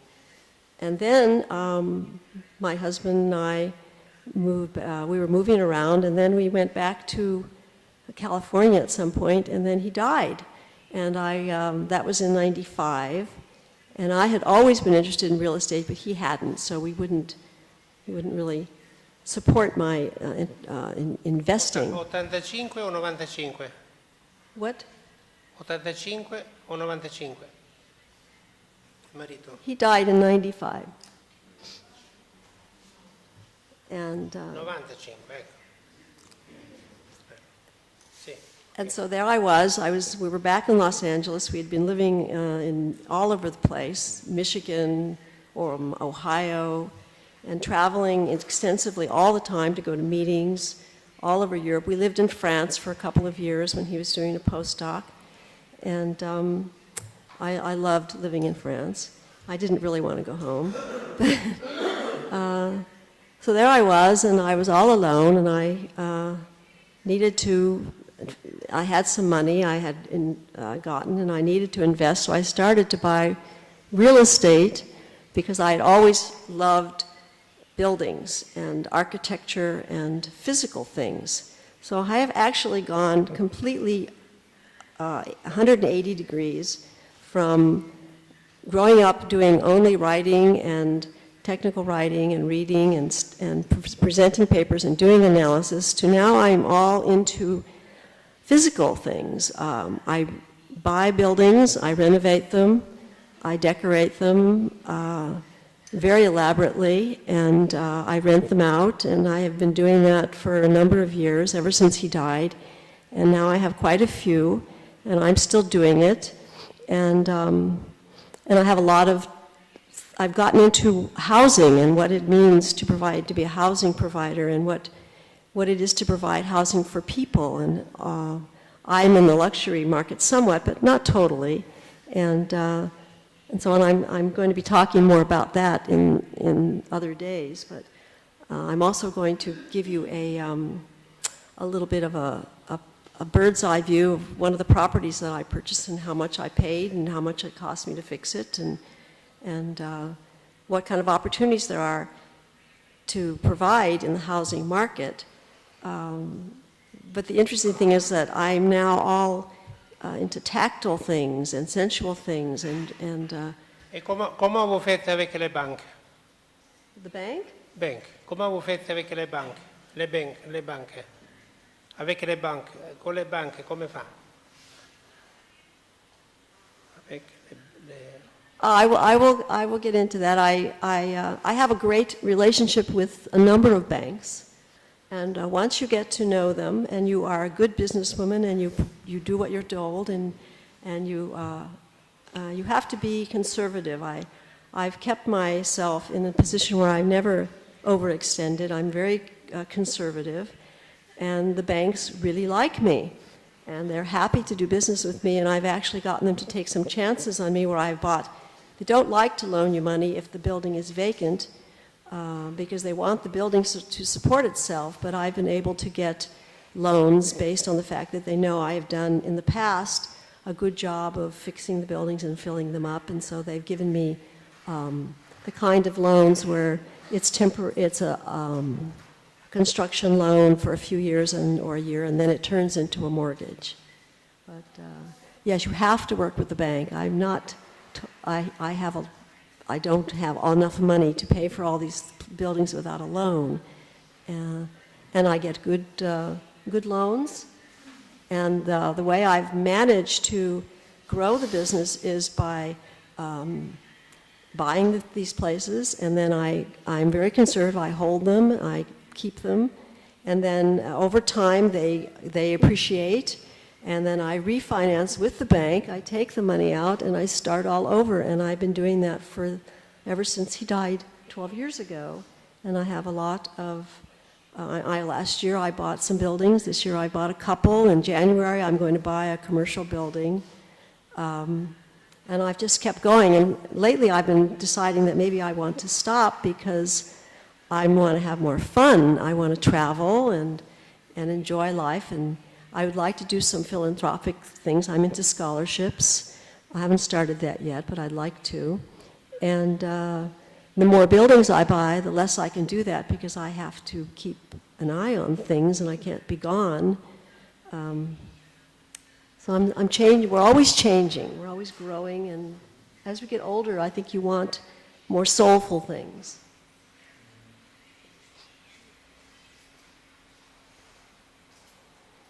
Allora, 3 anni fa ha incontrato Larry e la vita è cambiata.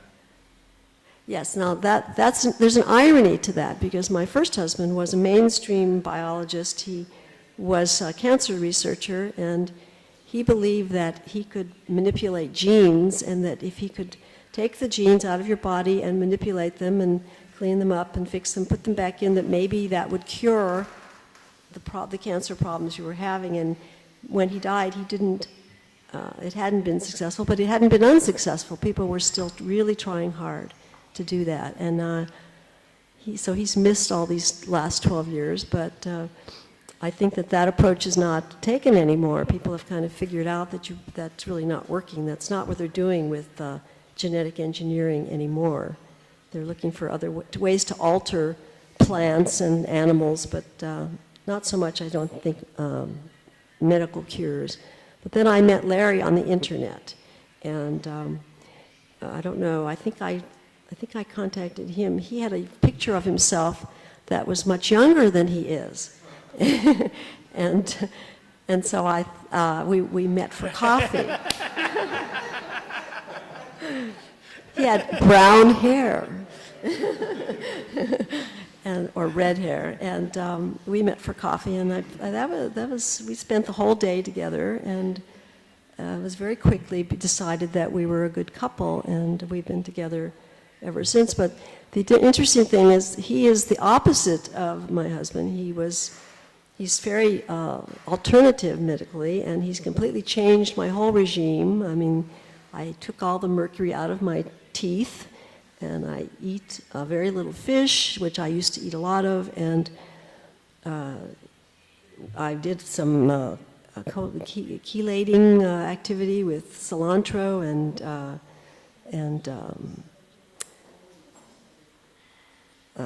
what's the pills I took? Chlorella pills. And I did a mercury test, and before I went on this program, I had high levels of mercury.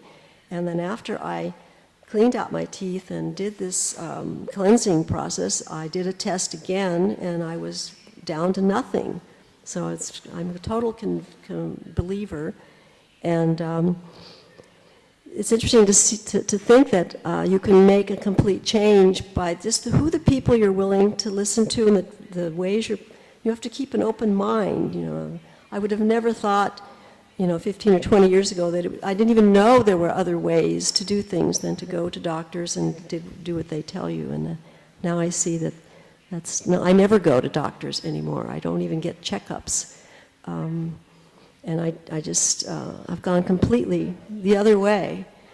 And I feel very healthy. I'm very healthy. I exercise and I take good care of myself. And I'm 67, and I'm in good condition. And I think that it's working for me. So anyway, so Larry and I do very well. Anche la sessualità va meglio? Anche la sessualità va meglio? Sexuality va meglio? Col nuovo regime. Well, I don't know. Do you want me to tell them about His prostrate's working very well. And I think a big part of our relationship is that we are very physical, and probably the best love life I've ever had. And he's older than I thought he was, but he's much younger than most of anybody I know. Infatti, lei quanti anni ha? Quanti anni ha? Lei? I'm 67. 67. And he's 74. 74, però. 74 lui. Molto di meno. Yes, Ne mostra di meno. Yeah, well, he acts younger, too. He walks fast, he talks fast. He's very active. He has very little patience for being slowed down. So I have to, slow him down. I make him go to musicals.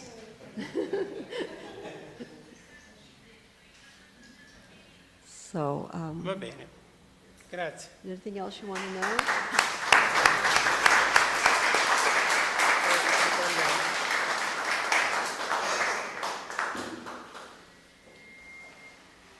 Riprendiamo dopo. Per altri aspetti.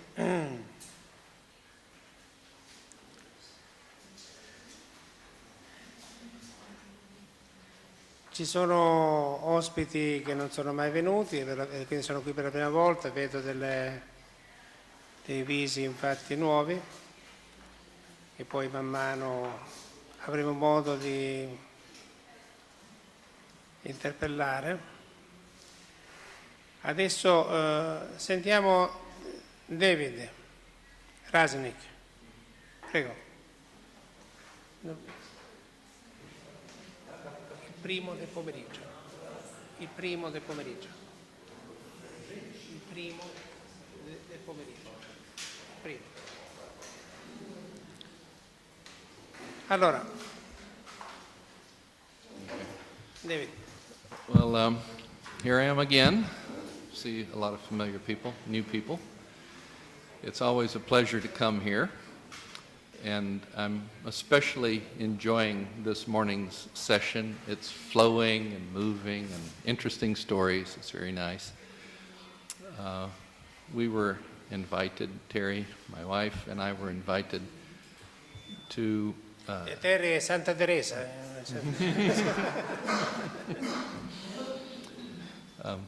We were invited to say